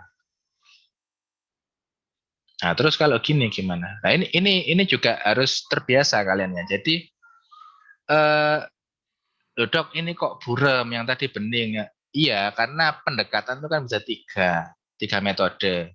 Mengingat ini sampelnya feses ya. Jadi bisa natif, sedimentasi, apung. Ya toh, semakin tidak menggunakan perlakuan atau konsentrasi, contohnya natif gitu ya. Ya semakin keruh larutan suspensi feses kalian. Kayak gini itu masih natif, jadi masih masih banyak sekali artefak ya kan. Kalau sudah bersih itu kemungkinan sedimentasi, kalau enggak apung. Apung terutama yang paling paling smooth ya, paling mulus gitu. Nah, itu. Nah, terus kalau kayak gini gimana kan? Kadang-kala kan kalau kita nggak terbiasa kan ketutupan material artefak tadi sehingga mengacaukan identifikasi. Kalau kayak gini kan hampir dubius gitu ya. Ini bentukannya kok nggak jelas gitu ya. Kok jadi nggak jelas terus warnanya juga nggak terlalu kontras dan lain-lain ya. Taunya bulat gitu aja. Ada bulat. Ini telur cacing atau enggak. Nah, ini yang menjadi masalah. Kalau ini ya sebetulnya masih punyanya Toxocara vitulorum tadi. Ini kan karena kita sekarang masih bicara ruminan ya. Masih Toxocara vitulorum, hanya saja pendekatan pemeriksaannya bisa jadi ini masih natif sehingga tertutupi oleh banyak material artefak ini ya, atau kita nyebutnya debris ya, debris dari atau kotoran-kotoran dari feses itu tadi. Nah, itu kan juga sama, skill lebarnya kan masih 50 mikron ini. Jadi masih apa namanya? Toxocara. Nah, eh dan ini next slide ini ya, yang tampil di slide sekarang. Ini kan ada, nah kalau ini kan backgroundnya lebih smooth ya, lebih mulus. Ini kemungkinan yang sudah dideteksi dengan apung, sudah diproses suspensinya dengan apung kan. Kalau apung kan disentrifus, dibuang, ganti cairan yang bening kan gitu kan, sehingga jadinya backgroundnya lebih kontras. Nah, tapi ternyata kalau dari background yang kontras ini kan kita terlihat dua bentukan nih, yang curiga telur. Yang atas sama bawah itu yang kecoklatan sama warnanya agak abu-abu gitu ya, abu-abu. Nah, pertanyaannya ini kan juga bentukan yang aneh menurut saya ya. Nah, ternyata yang atas itu ya, yang agak bulat terus warnanya kecoklatan, itu masih Toxocara. Nah, jadi jangan terkecoh lagi. Lo kok bisa gini lah? Kondisi lingkungan atau perlakuan itu kembali lagi berpengaruh ya. Lah berpengaruh itu bisa menghancurkan telur. Ya kalau rusaknya pas cuman pecah operkulum gitu aja enak. Tapi kalau gini kan ternyata bisa menipiskan layernya. Kan Toxocara tadi kan thick layer. Kalau lihat di slide yang sekarang, dia jadi one layer nih. Ya kan? Nggak ada lapisan lagi. Nah ini karena bisa jadi kalau paparan alami ya kena panas gitu ya. Intinya cuaca ekstrim lah. Terus bisa juga kena paparan misalkan yang bisa merusak telur kayak ya cairan-cairan pembersih, terus kemudian mungkin antel mintik ketika ketika kalian melakukan penelitian itu kan ngerusaknya kan ada yang pelan, ada yang cepat gitu ya. Nah, ini juga jangan jangan apa? Jangan terkecoh gitu ya. Nah, ada juga ini karena masih di ruminansia, ketemunya nggak satu atau dua spesies, tapi bisa juga berapa itu dua, tiga, empat, empat langsung bersamaan di satu lapangan pandang. Ini bisa saja terjadi loh. Dan faktanya memang sering terjadi seperti ini, namanya koinfeksi ya. Jadi infeksi yang bersamaan. Jadi lebih dari. Nah kalau kita amati ini telur cacingnya ini dari beberapa golongan nih. Nematoda ada, cestoda juga ada. Nah, ini kalau trikuris saya rasa kalian familiar ya bentuknya ya. Trikuris, ini di ruminan juga ada, ya kan? Terus kemudian sampingnya itu ada kalau sudah berisi larva itu biasanya tipikal-tipikalnya ini Strongyloides, ya. Terus bawahnya ini tipikalnya telur Haemonchus. Terus yang kayak persegi ini Monesia. Ya, Cestoda. Ini akan kita ulas lebih lanjut. Yang pertama, Haemonchus. Ini ya, Haemonchus contortus. Nah, ini lagi-lagi host menjadi kunci. Ya, lagi-lagi host menjadi kunci. Ini memang ruminansia, tapi ketika kalian menerima sampel dengan berlabel sapi, itu kan kemungkinan ketemu Haemonchusnya itu lebih kecil sebetulnya ya. Kenapa? Karena susceptible hostnya itu adalah ruminansia yang kecil. Contohnya apa? Kambing, domba. Nah, kalau kalau ternyata ruminan yang kalian terima sampelnya itu kambing atau domba itu cocok. Pasti Haemonchus ini karena itu yang sering dan mendominasi ketika kita melakukan cek feses gitu ya. Nah, Haemonchus contortus bentuk telurnya gimana? Nah, ini sama oval shape ya, kayak yang fasciola pertama tadi. Tapi kalian perhatikan isi embrionya itu kan enggak sampai penuh gitu ya. Enggak kayak fasciola kan tadi hampir merata. Kalau ini kan enggak, masih masih ada space-nya gitu ya. Masih ada space-nya. Nah, demikian juga kalian harus perhatikan perbesaran mikroskop atau lensa mikroskop. Di mana kalau kita melakukan pengamatan ini ya, kalau yang di kalau kita ngadep layar di sebelah kiri kalian itu adalah perbesaran yang kecil ya, masih 40 kali. Jadi kan kelihatannya kecil-kecil banget tuh kan nggak tahu kalau itu telur cacing apa kista kan bingung kita nanti jadinya. Nah, sehingga kalian bisa melakukan zoom itu tadi, kita rubah perbesaran di 100 kali, ketemunya seperti di layar kanan kalian, sebelah kanan itu sudah di zoom. Padahal itu individu atau telur yang sama. Nah, ini dari Trichostrongylus. Lah, Trichostrongylus permasalahannya, kalau tadi sampelnya sama-sama domba gitu ya atau kambing, Trichostrongylus itu mirip dengan Haemonchus. Ya, mirip banget. Ukurannya paling selisih cuman sekitar 3 sampai 5 mikron ya. Mirip. Cuman kalau kita melihat ini ya, mungkin ini ya butuh jam terbang juga ya, ada pengaruh perspektif juga. Tapi kalau saya melihatnya ya, Haemonchus ini ya lebih cenderung lebih bulat, lebih apa ya, lebih gemuk ya. Ovalnya itu lebih gemuk. Ya, tapi kalau Trichostrongylus itu lebih lebih langsing, lebih lebih slim gitu ya. Tapi isinya sama, isinya ovanya ini embrionya tidak sampai memenuhi apa cangkangnya situ. Nah, nah seperti ini kan sulit sebenarnya, artinya butuh jam terbang. Tapi kalau ranahnya untuk ujian boleh ya, sama-sama benernya toleransi. Toh hostnya juga sama-sama kambing domba tadi ya. atau ruminan. Jadi Haemonchus dijawab Trichostrongylus boleh, Trichostrongylus dijawab Haemonchus juga boleh, nggak ada masalah, kita betulkan.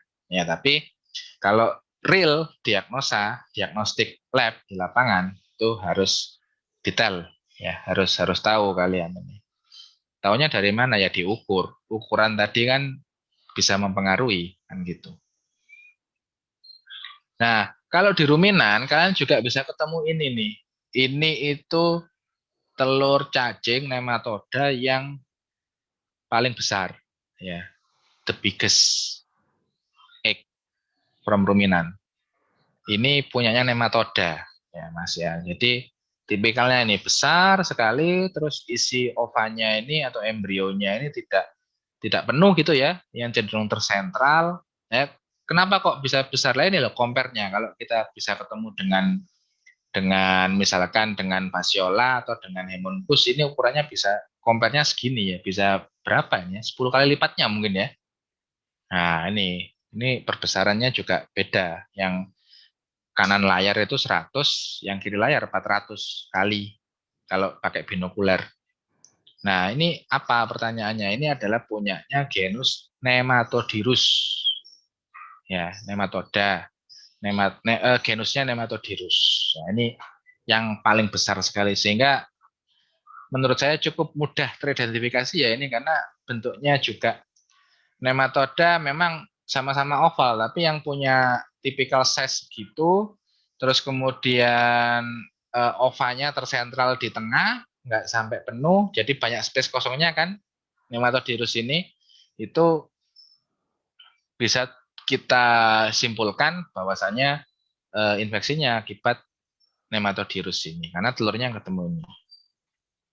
Tuh, kemudian nah next ini bentukan yang khas. Ini kita sudah mulai mengarah ke kelas cestoda di mana kelas cestoda itu tipikalnya bukan cenderung lonjong atau oval gitu ya, tapi cenderung ke arah persegi atau segitiga atau segi berapa ini ya. Di sinilah pokoknya hampir kotak gitu ya. Ini kembali lagi ke perspektif masing-masing. Nah, tipikalnya cestoda itu gitu. Terus yang di ovanya, di tengahnya itu, di inti embrionya itu dia punya hook, punya kait gitu ya. Ini kan ada gambaran di dalamnya, kayak kait gitu.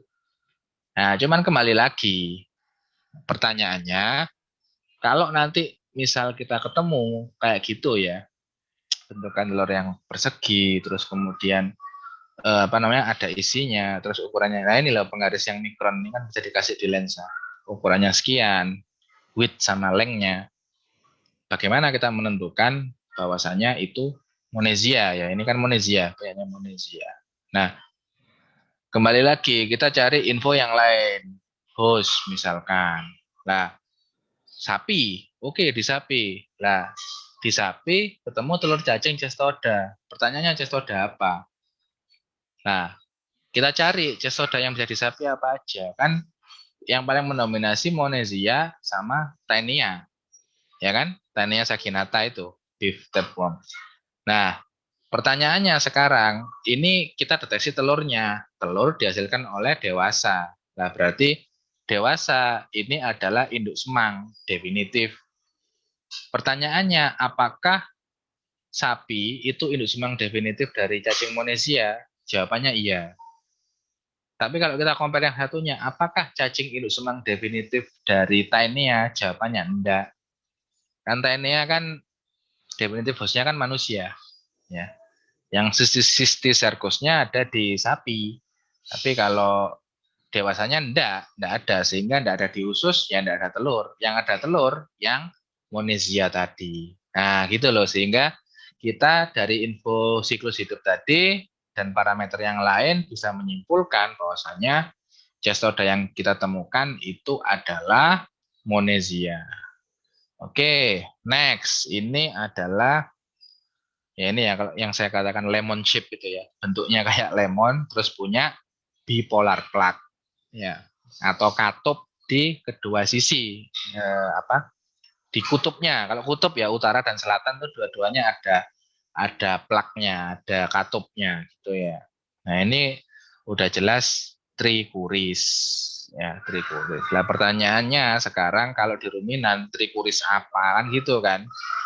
Trikuris kan ada banyak spesiesnya. Nah, kalau yang di ruminan itu trikuris ini ovis. Ya, trikuris ovis. Ya. Kalau trikuris canis di ini di anjing, kalau trikuris suis di babi. Ya. Oke, terus kita lanjut ke apa namanya? Oh bagi horse kuda ya, kuda. Horse ya, horse kuda dan sebangsanya ya, termasuk kalau wild animal ya zebra itu ya, ya ketemu kayak gini nanti kalian. Kuda ternak, kuda pacu, kuda poni dan sebagainya itu ya. Ini ada memang tidak sebanyak ruminan tadi tapi ya lumayan ini ada Parascaris equorum, Fasciola juga ada, Oxyuris ada, ya kan, Trichostrongylus juga masih ada. Dan cestodanya ini ya, cestodanya di kuda itu Anoplocephala ini. Kembali lagi, tipikal telurnya kan kotak gitu ya, cenderung kotak. Nah, ini di kuda. Nah, terus kemudian kalian periksa sampel feses atau suspensinya, ketemu kayak gini nih, bentukan kayak gini. Ini ada dua bentukan, yang lonjong, oval, sama yang bulat. Ya. Nah ini kita kembali ke guide interpretation ini. Yang bulat apa di sini dengan ukuran segitu? Ini Parascaris. Ya. Parascaris equorum. Terus yang lonjong segitu itu ada dua kemungkinan, Trichostrongylus axe sama Strongylus. Ya. Tapi kita lihat juga dengan tipikal pola infeksinya yang di kuda, di mana Trichostrongylus itu lebih cenderung kembali lagi ya ke ruminan, terutama ruminan kecil kayak kambing domba. Tapi kalau di kuda ini rata-rata didominasi oleh Strongylus. Jadi ini ada dua nih ketemu. Yang bulat ini Parascaris, yang berikutnya Strongylus. Perbesaran berapa? Kayak apa? Kita dapat bentukan segini. Ini perbesaran mikroskop 100 kali. Ya. Tahu ya artinya 100 kali ya. Okuler 10 kali objektif 10 kan ketemunya 100 kali. Ya. Tuh. Nah, ini adalah parasit helmin yang sering ditemukan pada kuda yaitu Parascaris equorum. Tipikalnya adalah seperti Toxocara tadi. Dia punya thick layer toh. Nah, cuman ini lebih tebal lagi nih dari Toxocara ya. Dan amati juga perkembangan embrionya karena tidak selalu kalian dapat yang masih morula kayak gini, bisa juga berisi larva. Tapi jangan terkecoh, yang penting thick layernya itu tadi dan kalian ketemunya di kuda kan. Di kuda kan nggak mungkin Toxocara canis gitu ya. Kan adanya kan Parascaris ya, Parascaris equorum. Nah, ini nematoda, ya nematodanya kuda. Terus Strongylus. Nah, ini yang sering juga mendominasi ya. Makanya tadi kan saya katakan Strongylus ya. Strongylus ini juga sama, dia punya fase tahapan gitu ya, tapi seringnya juga juga masih embrio sih, masih morula blastula gitu. Tapi ada juga yang ketemu larvanya ini sesekali. Nah, ini tipikalnya Strongylus. Ini kan sama ya kayak Hemonchus itu tadi ya. Hemonchus kan kayak gini kan. Dan kalau kalau kita jajarkan mungkin size-nya juga sama, size apa lengthnya ya, panjangnya dan diameter telurnya. Namun kembali lagi kalian bisa melihat info host ya. Kalau kan nemu bentukan gini di kuda ya arahkan Strongylus. Jangan diarahkan Hemonchus karena Hemonchus kalian ketemunya di apa namanya ruminansia kecil tadi, kambing domba, bagian omasum. Kalau Strongylus dia lebih cenderung ke kuda. Kenapa? Karena kuda adalah inang. Nah, gitu ya. Jadi ya pelan-pelan sambil kalian mencatat atau mengingat gitu. Nah, ini juga ada. Ini tipikal telur yang khas dan sering ketemu juga di kuda.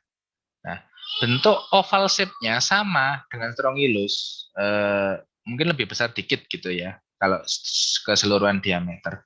Namun, ini dia tidak mengalami fase fase embriogenesis dari awal. Atau kalau nggak salah pernah saya baca juga itu sebenarnya dia mengalami tapi prosesnya cepat sehingga seringkali ditemukan telur sudah dalam keadaan ada larvanya atau larvated embryo. Nah, ini adalah tipikalnya telur cacing Strongyloides. Nah, jadi kalau yang tadi Strongylus, ini Strongyloides. Nah, jadi kalian bisa melakukan diferensiasi sekarang ya. Ketika sudah dapat informasi bahwa hostnya kuda, terus kalian nemu dua bentukan. Ya, ini ya contoh buat latihan di screen kanan kalian itu. Kan ada dua bentukan itu. Yang satunya itu udah larvated embryo, artinya itu punyanya Strongyloides. Ya. Tapi kalau yang enggak, yang tanda tanya itu, yang panah biru apa? Nah, sama seperti sebelumnya, itu adalah Strongylus. Ya, namanya hampir sama ya, sama-sama strong. Jadi Strongylus sama Strongyloides. Yang Strongyloides itu ditemukan seringnya dalam kondisi sudah berlarva, yang Strongylus enggak. Nah, itu. Nah, pertanyaan saya yang tanda panah merah itu kira-kira apa? Ya, jadi memang betul apa namanya? Kalau secara teori morfologi tadi ya, di kuda kita ketemu bentukan yang cenderung bulat, terus kemudian kadang ada larvanya, kadang ada cuman masih ova, masih embrio itu kita arahkan ke Parascaris ya. Namun kita harus ketahui nih bahwasanya tidak semua di lapangan panel mikroskop itu adalah parasit. Ada yang namanya pseudoparasite atau artefak yang kita namakan dengan artefak. Ya, ini bukan parasit tapi bentuknya menyerupai parasit gitu loh. Nah ini juga seringkali mengacaukan pengamatan ya, terutama kalau masih pemula gitu ya. Tapi kalau yang pro saya rasa nggak ada yang terkecoh gitu ya. Tapi kalau masih pemula terutama mahasiswa masih pelajaran ya. Lah, yang tanda panah merah ini ya, yang tanda tanya poin ini bukan telur cacing. Ini adalah air bubble. Ya, jadi gelembung udara. Jadi kalau terdeteksi di bawah mikroskop itu kayak gini kan sering kan kalian periksa di bawah mikroskop itu ada air bubble itu ya wong lah kita pasang covernya itu enggak pas sehingga masih ada sisa udara, ada rongganya, air bubble-nya masuk. Nah, ini terdeteksi kayak telurnya Toxocara atau Parascaris gitu ya. Nah, bedanya gimana? Air bubble ini bulatnya sempurna. Ya. Tadi kalau kalian lihat Parascaris itu apa namanya? Pasti masih ada sisi asimetrisnya lah. Kalau bubble itu pasti bulat sempurna. Ini contohnya yang ini. Dan tepinya cenderung hitam. Ya, nanti ada gambaran yang lain lah. Itu ya, paling enggak kalian tahu bahwasanya itu artefak tuh, itu pseudoparasit atau kotoran yang bentuknya menyerupai telur cacing. Itu disebut pseudoparasite. Nah, itu. Kemudian oke, kita lanjut dulu di ini ya, pig babi. Ini ada beberapa yang sering ini juga Ascaris ini sering ya, Ascaris suum. Terus kemudian Trichuris suis, Strongyloides masih ada. Lah ini kan Strongyloidesnya kan kriterianya sama ya, sudah larvated embryo kayak di kuda tadi. Jadi udah ada larvanya nih. Itu tipikalnya Strongyloides. Kalau Strongylus enggak, beda lagi. Tuh. Nah, ini yang paling sering yaitu sesuai guideline tadi ya. Ascaris suum. Ya, Ascaris suum. Ini kan mirip dengan yang sebelumnya tadi kan Parascaris ya. Tapi kan hostnya beda. Kalau kalian nemu kayak gini tapi di kuda itu pasti Parascaris karena enggak ada lagi. Tapi kalau di pig ya di babi itu adalah punyanya Ascaris suum. Nah, ciri-cirinya apa? Dia punya thick layer tapi tebel banget gitu ya. Sehingga kalau dibanding Toxocara saya rasa jauh lah. Karena Ascaris suum ini ada semacam kayak gerigi gitu ya. Semacam bentuk pola gerigi. Apa kayak bungkul-bungkul gitu. mengitari thick layernya itu tadi. Nah, ini juga sama, tahapan embrionya bisa berbeda ya. Bisa ada isi masih ova, masih morula gitu ya. Bisa sudah berlarva, atau bisa juga larvanya udah hilang, udah rilis. Jadi kita ketemunya cuma polosan cangkang gini aja. Ini kan masih, kalau melihat tipisnya ini sudah mau hancur gitu ya. Diibaratkan tinggal cangkangnya, terus kena paparan lingkungan, udah mau hilang. Tapi ini masih terdetek pola geriginya tadi. Kalau saya mengibaratkannya kayak gerigi sih. Nah itu apa namanya, terdeteksi Mas ya. Sehingga kita bisa simpulkan karena tadi fesesnya babi itu adalah Ascaris suum. Nah ini ya, poin penekanannya adalah Ascaris suum tingkat kemiripannya sama dengan Parascaris. Dua-duanya punya albumin sheet, ini adalah lapisan thick layer itu tadi. Jadi yang di tepi itu namanya albumin sheet. Ya, jadi yang bentuk gerigi tadi atau lapisan tambahan lah istilahnya. Itu sama, Parascaris juga punya. Makanya tadi saya katakan kalau kalian nemu bentukan kayak gini, terus di babi, itu ya arahkan ke Ascaris. Tapi kalau di kuda, ya Parascaris. Gitu ya. Satunya suum, satunya equorum. Nah ini juga ada di babi, ditemukan gini. Kalau ini saya rasa hampir familiar semua ya. Meskipun agak samar, ini kan lemon shape ya. Artinya ini punyanya genus Trichuris ya, punya bipolar plaque. Nah, pertanyaannya kan Trichuris apa yang di babi? Ya, Trichuris suis, karena Trichuris kan banyak. Nah, bisa juga kalau di sebelah kiri kalian ya, monitor kalian, itu ketemunya barengan dengan protozoa, Ookista. Ya kan, Ookista kan juga di feses. Salah satu contohnya Emeria, atau mungkin Balantidium, terus Entamuba itu juga sering di babi. Tapi jangan fokus ke protonya ya, karena masih helmin ya. Nanti kalau proto ya fokus ke proto. Itu fokus ke telur cacingnya yang ditemukan, yaitu ini kan lemon shape simetris bipolar plaque, ya sudah Trichuris suis ya, lebih spesifik lagi. Atau ketemu juga selain dengan protozoa, juga dengan helmin yang lain. Nah, Strongyloides ini kan sudah jadi larva. Jadi langsung aja salah satu spesiesnya yang di babi ini ya, Strongyloides ransomi, bebarengan dengan ketemunya Trichuris suis. Nah, ini masuk kasusnya koinfeksi.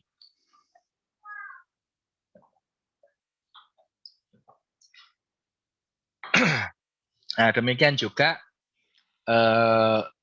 pembiasaan dengan perbesaran. Ya, kalau ini lihat kecil-kecil gini malah kayak bakteri gitu ya, atau cuma noda. Kalau perbesaran 40, karena Trichuris lebih kecil ketimbang apa namanya, fasciola tadi ya. Nah, kalau diperbesar baru terlihat bentukan bipolar plaque-nya. Nah, ini jadi jangan terkecoh ya. Jadi kalau kalau ujian praktikum misalkan di lab itu boleh kalian bereksplorasi merubah perbesaran apa namanya mikroskop, itu diperbolehkan karena memang pendekatannya berbeda. Tiap telur cacing size-nya juga beda gitu loh.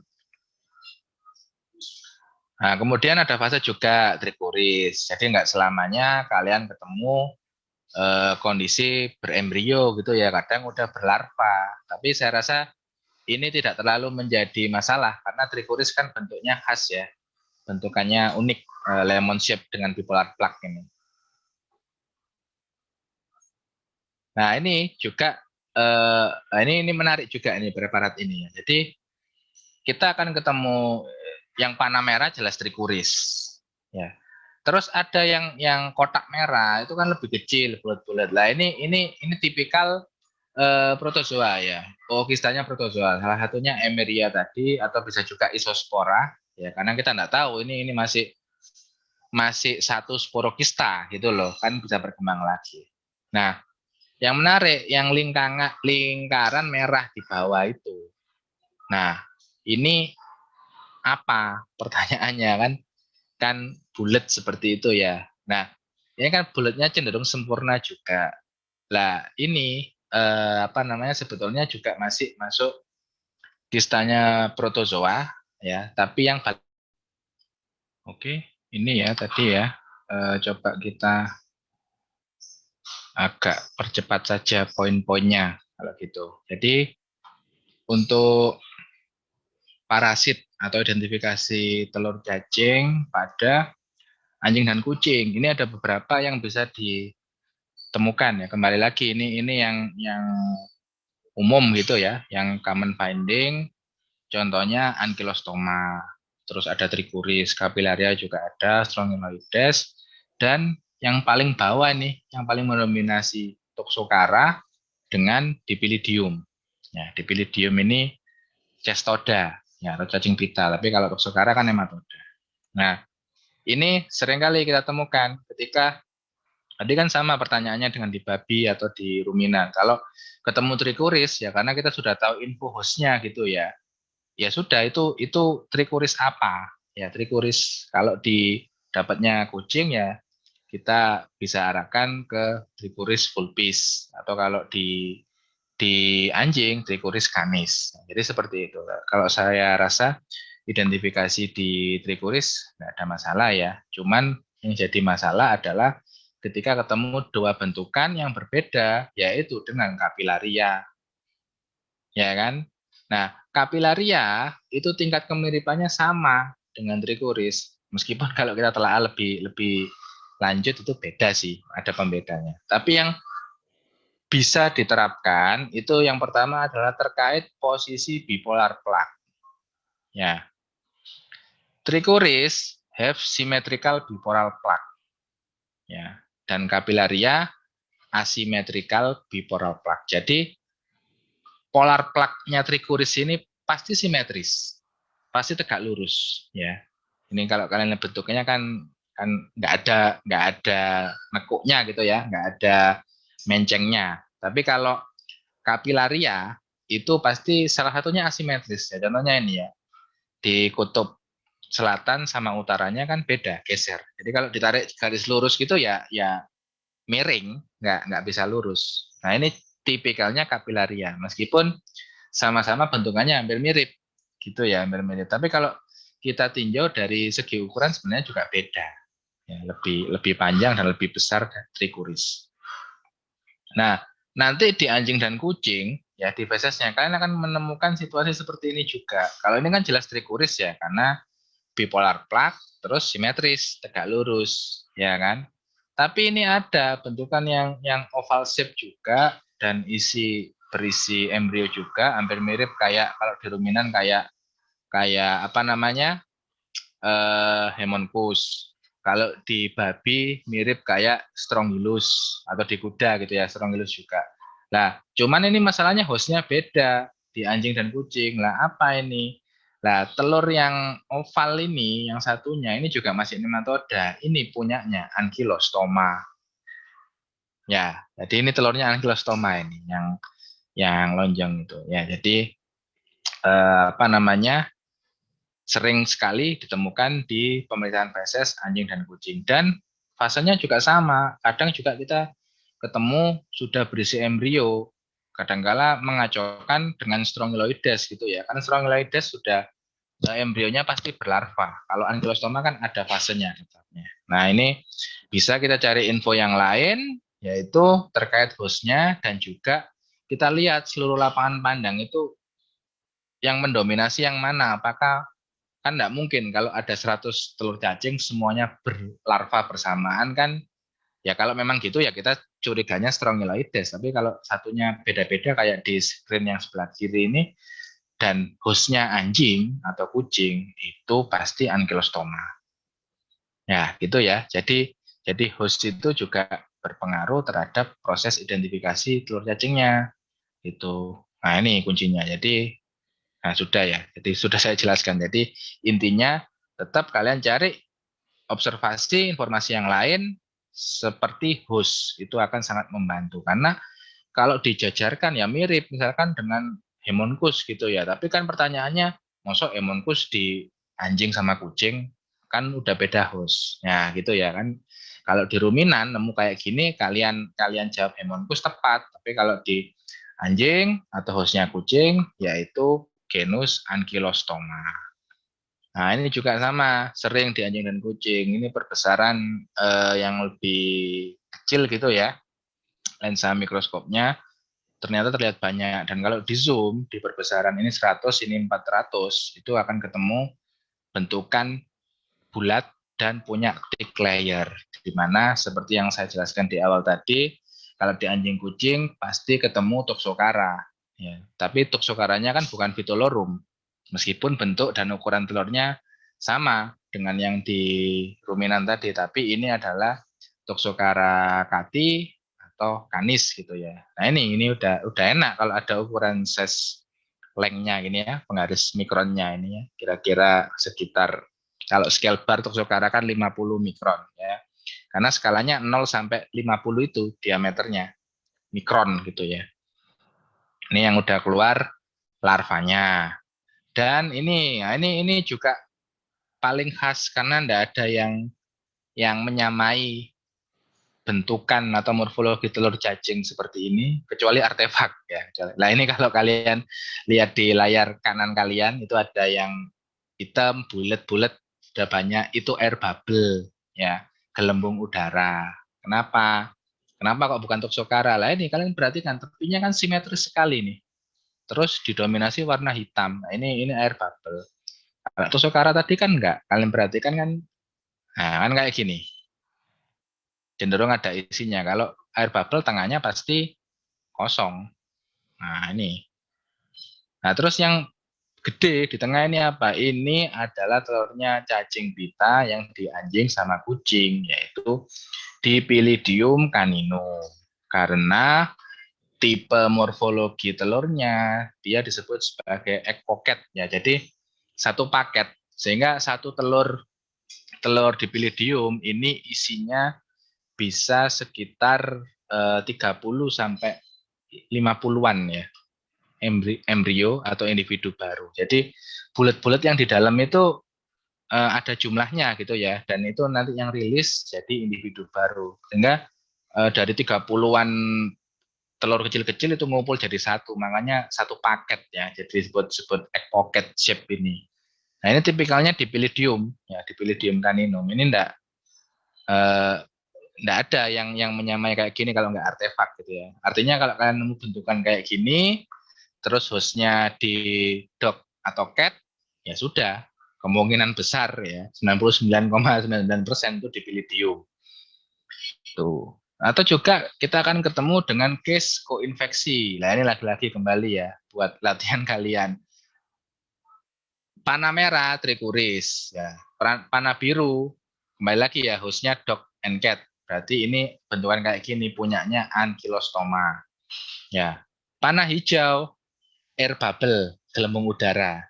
Ya, jangan terkecoh ya. Ini gelembung udara air bubble karena bulatnya sangat simetris sekali, tengahnya kosong dan didominasi tepian diameternya ini hitam.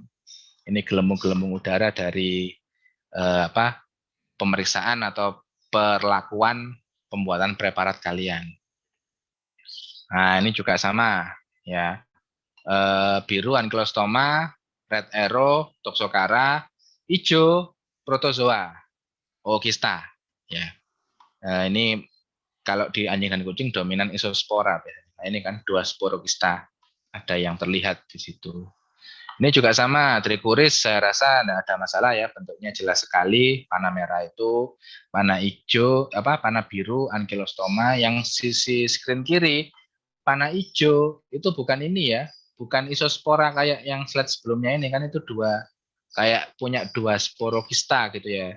Tapi ini ukurannya lebih besar, size-nya sekitaran 50 mikron ini. Ini punyanya Toxocara. Tapi Toxocara yang ketika fase morulanya sudah mau OTW ke blastula kan gitu kan. Ini juga terjadi, makanya perhatikan juga fase perkembangan embrionya. Nah ini juga, wah ini kalau kadangkala yang pro pun akan terkecoh dengan bentukan ini. Tapi kalau di zoom, ini dari sampel yang sama, cuman beda perbesaran aja. Yang kiri itu 100 kali, yang kanan 400 kali. Ini adalah kondisi telur Dipilidium caninum yang rusak. Ya, jadi mendekati lisis gitu ya, hancur sehingga bentukannya nggak begitu jelas. Tapi kalau ini agak kalian zoom gitu ya, di bagian telur-telur kecil yang lepas itu kan ada hookletnya, ada kaitnya. Nah ini kan tipikalnya cestoda, sehingga kalian bisa mengarahkan karena kembali lagi hostnya anjing kucing ya, itu ke dugaan dipilidiasis atau Dipilidium caninum. Nah ini juga menarik menurut saya preparat ini ya, karena dengan kondisi yang udah hampir lisis. Oke, terus kita ke bird ya, burung, di mana di dalamnya ini ya avian lah, avian spesies termasuk unggas ya, termasuk ayam, kalkun dan sebangsanya. Ini yang ditemukan. Ya, terus kita ke yang mendominasi. Yang pertama ini adalah punyanya Ascaridia gali. Ini cuman beda perbesaran mikroskop aja ya. 100 dengan 400 kali. Nah, bentukannya oval shape, punya ya ini oval tapi punya thick layer gitu ya, tapi enggak setik atau setebal toksokara kan gitu kan. Nah, ini kan ada dua lapisan gitu ya. Ada double layernya. Nah, ini punyanya Ascaridia gali. Ya, Ascaridia gali kan sering tuh di burung sama ayam. Tapi permasalahannya nanti kita ketemu lagi yang mirip ini dengan Heterakis galinarum. Nah, cara membedakannya bagaimana? Lah, hampir mirip. Kalau bisa dijajarkan dan ada size ukurannya enak, kita bisa bilang Heterakis lebih kecil ya, karena yang paling gede kan pelakum. Sehingga informasi seperti itu yang bisa kita ambil. Selain size, ukuran, kalau induk semang sama masalahnya ya. Di burung, di ayam juga ada dua-duanya. Atau kalau pas kebetulan dapat kesempatan nekropsi, ternyata yang di feses, yang di bagian sekum, kalian nemu bentukan gitu ya, berarti kemungkinan besar heterakis. Karena kan predileksinya di sekum gitu ya, dibanding dengan Ascaridia gali. Kembali lagi, karena ranahnya ujian dan ada aspek pembelajaran, masih awal belajar gitu ya. Kalau induk semangnya masih di lingkup avian dan ada bentukan kayak gini, kalian jawab salah satu saja boleh, sama betulnya. Ascaridia gali atau Heterakis, karena memang mirip. Memang mirip. Kecuali kita ukur dengan detail.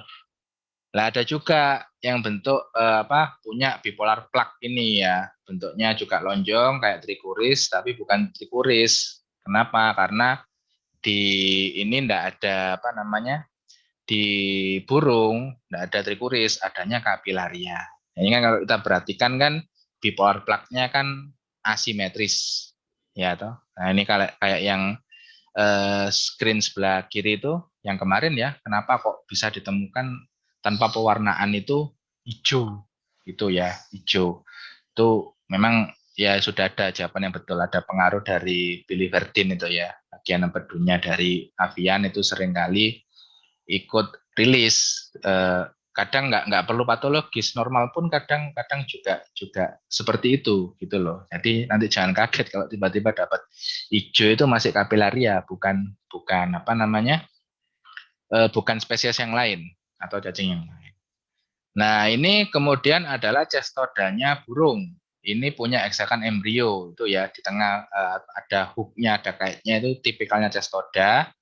Ini adalah punyanya telur Railetina. Ya, karena Railetina dewasanya juga di usus halusnya unggas atau burung, sehingga telurnya juga bisa ditemukan di pemeriksaan feses. Itu, dan saya rasa cukup khas juga. Nah, ini tambahan juga, dan ini juga perlu saya sampaikan karena faktanya di lapangan juga kita juga ngecek sampel dari reptil gitu ya. Ini ada beberapa telur cacing yang tentunya masih banyak yang menjadi misteri kalau kita lakukan identifikasi, karena banyak sekali yang datanya kurang gitu ya, sehingga kita mencari literatur itu sulit. Nah, ini kalau di reptil kalian paling banyak akan ketemu bentukan seperti ini. Jadi oval, tapi ovalnya nggak simetris gitu ya. Jadi kayak apa gitu ya, kayak bulan sabit gitu ya, gini ya bentuknya ya. Jadi ada yang sisi lurus, ada yang melengkung gitu. Nah, ini yang paling mendominasi kalau kalian periksa fesis di reptil. Nah, pertanyaannya kan apa ini? Ini adalah telurnya ya oxyurid ini kalau berakhiran D itu mengacu ke sifat ya, bukan ke genus. Jadi ada askarid, ada strongylid, ada oxyurid. Artinya oxyuris like. Ya, bentuknya mirip telur oxyuris. Oxyuris itu general name-nya pinworm. Pinworm ini ada di yang sering ditemukan di human, memang di manusia itu cacing kremi itu loh ya. Cacing kremi, pinworm itu bentuk telurnya juga kayak gini. Lah, ini oxyurid yang di reptil itu dari family Oxyuridae. Ya kan D kan family. Di mana satu family Oxyuridae ini genusnya banyak. Nah, ini yang saya katakan tadi menjadi misteri dan identifikasi detailnya saya rasa masih sulit ya menemukan referensinya sehingga kalau untuk ranah ujian karena ini kasusnya banyak di lapangan gitu ya sehingga kita juga dapat sampel dari reptil juga sehingga jawab saja Oxyuridae atau Oxyurid karena kan kalau kita bicara genus saya rasa masih agak sulit gitu ya kecuali beberapa jenis tertentu kayak ini. Nah, ini askarid. Kalau askarid kan berarti Ascarididae like ya yang mirip terus telurnya dari family Ascarididae ya kayak Ascarid suum, Toxocara. Apa miripnya? Agak membulat, punya double layer ya kan, thick layer yang panah merah itu loh.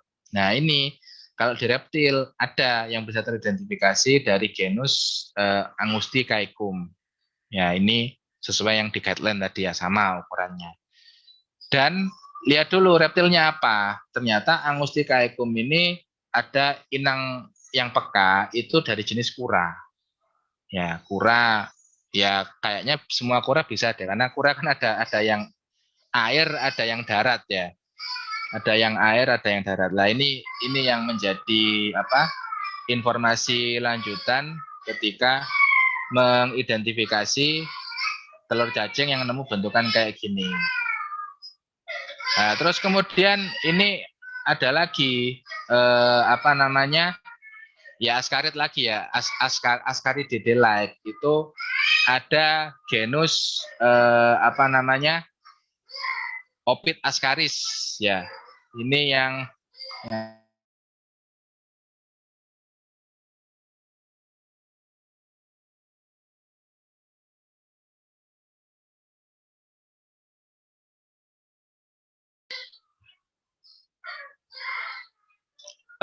Opid ascaris ini apa namanya masih Ascarididae ya makanya masuk golongan Ascari tadi itu ada genus Opid ascaris. Gimana deteksinya? Ya ini kita ketemu bentukan yang agak membulat tadi punya thick layer juga. Cuman ini juga punya induk semang yang peka meskipun sama-sama reptil. Kalau tadi yang Angusticaecum tadi di turtle atau tortoise gitu ya. Kalau Opid ascaris ini lebih cenderung ke ular ya yang snake ular jadi sesuai yang ada di guideline tadi ya. Nah terus ada juga ya strongylid berarti strongylus like bentuknya tipikalnya itu seperti telurnya strongylus tapi bukan ini dari genus Calicephalus ini juga ada terdeteksi kan mirip kan dengan strongylus dengan ankylostoma dengan Haemonchus tadi ya tapi kembali lagi kalian lihat info hostnya kalau hostnya ini reptil ya terutama kalau ular ini ya Calicephalus ini hukumnya pada snake pada ular itu apa namanya jawabannya Calicephalus kalau hookwormnya anjing kucing kan ankylostoma tadi ya makanya kan mirip ya apa telurnya tapi kita lihat informasi yang lain yaitu hostnya. Nah itu demikian juga fasenya ini juga bisa mempengaruhi ada yang sudah berisi embrio ada larva gitu ya atau mungkin kosong tinggal cangkangnya aja. Kapilaria juga ada ya kapilaria atau kalau di reptil sinonimnya ini ya Ovidio capillaria tapi sama aja kapilaria juga benar sih maksudnya sinonim aja itu juga terdeteksi artinya gini bisa dua jalur bisa kapilaria dari pakannya atau memang murni kapilaria yang di reptil juga ada gitu loh. Nah ini bentukannya juga guys dan Acanthocephala ini juga sering ditemukan di reptil terutama di beberapa spesies ular gitu ya ini genusnya Spire echinorincus itu kalau Angatosepala kan filum ya, bukan kelas lagi. Filum udah beda filum. Ini bentuk telurnya besar ya, lebih oval, lebih besar dan ada thick layernya juga nih. Tuh. Nah, kemudian ini saya rasa buat latihan aja ya di rumah identifikasi ini nanti kurang lebih kalian akan dapat info kayak gini lah. Jadi ada bentukan yang ditunjuk, terus kemudian ada info hostnya dan disuruh mengidentifikasi itu apa kan gitu kan. Nah, ini yang ya contoh inilah nanti berikutnya coba kalian identifikasi. Red arrow, panah yang merah. Ini hostnya kita lihat dulu, krokodil. Krokodil apa? Buaya, reptil kan berarti. Ada bentukan kayak gini ya. Berarti telurnya ini kan mirip kayak yang apa namanya? Ankylostoma tadi kan. Tapi ini di reptil. Berarti ini yang Callicephalus.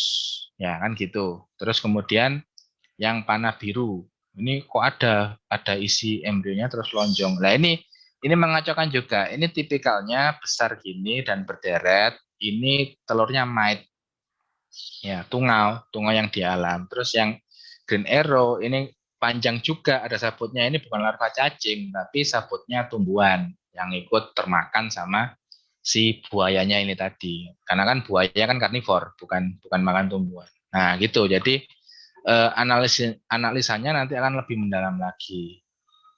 Demikian juga ini anulah nanti coba kalian buat latihan di rumah atau mungkin diskusi pas tutorial atau diskusi dengan saya juga boleh kalau ketemu jawabannya atau tanya, "Dok, ini jadinya apa yang ini kan infonya udah saya cantumkan di sini ya." Ada juga ini beberapa saya sengaja bikin buat latihan kalian. Nah, ini hostnya beda lagi anjing. Ya toh? Nah, ini kucing. Ini ada bentukan gini lagi nih. Intinya yang kalian temukan itu tidak selalu semuanya parasit. Ada yang pseudoparasit atau artefak gitu ya. Bentukan yang menyerupai parasit, padahal itu bukan. Nah, ini babi. Nah, ini kan juga ya kayak gini. Kalau ujian praktikum itu preparat yang kalian hadapi kondisinya kayak gini pasti.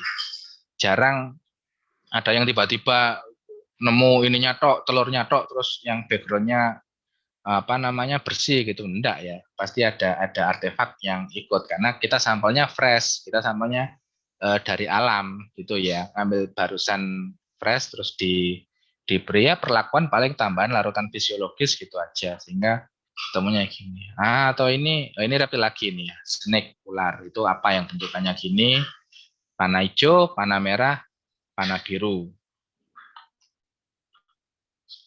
Nah, ini lebih kompleks lagi nih. Ya, ada banyak ini. Ini kebetulan ruminan ya. Kalau ruminan kan umum ya. Domba, ruminan kecil ini. Ini apa? Nanti tolong kalian identifikasi ya dan sekaligus buat latihan persiapan untuk ujian praktikum ya karena waktunya kita ndak nututi gitu ya. Nah, ini ya pada intinya kalau konteksnya identifikasi telur cacing dan ranahnya persiapan ujian, kadang teman-teman mahasiswa itu saking bingungnya belajar sampai nggak belajar gitu ya. Ini problemnya yang sering terjadi apa Kak, kalau mendekati ujian gitu loh. Sehingga apa namanya kan kompleks ya, tadi banyak sekali yang harus dipahami materinya sehingga apa namanya saking bingungnya belajar sampai nggak belajar akhirnya. Ya enggak apa-apa kalau udah paham ya, tapi kalau belum paham dipelajari lagi, materinya dieksplorasi lagi supaya benar-benar paham dan nanti kalau menghadapi preparat meskipun saat ini online ya konteksnya sekarang online paling nggak kalian paham bentukan-bentukan kayak gini karena ini terus terang yang saya cantumkan di PPT ini preparat dengan berbagai literatur gitu ya dan dengan berbagai kondisi ya seperti yang saya sampaikan tadi ada yang kondisinya apa namanya bagus ada yang asimetris nggak sesuai referensi dan sebagainya itu enak buat pelajaran sehingga kalian tahu bahwa memang nanti faktanya di lapangan akan menghadapi preparat yang semacam itu gitu loh dan seperti biasanya nanti tolong dibaca juga di download dibaca ketika saya mengupload ada ini bagus juga siapa artikel jurnal itu yang arahnya ke identifikasi telur cacing. Ini juga bisa mendukung atau menunjang belajar kalian nanti. Ya baik, saya rasa itu untuk praktikum terakhir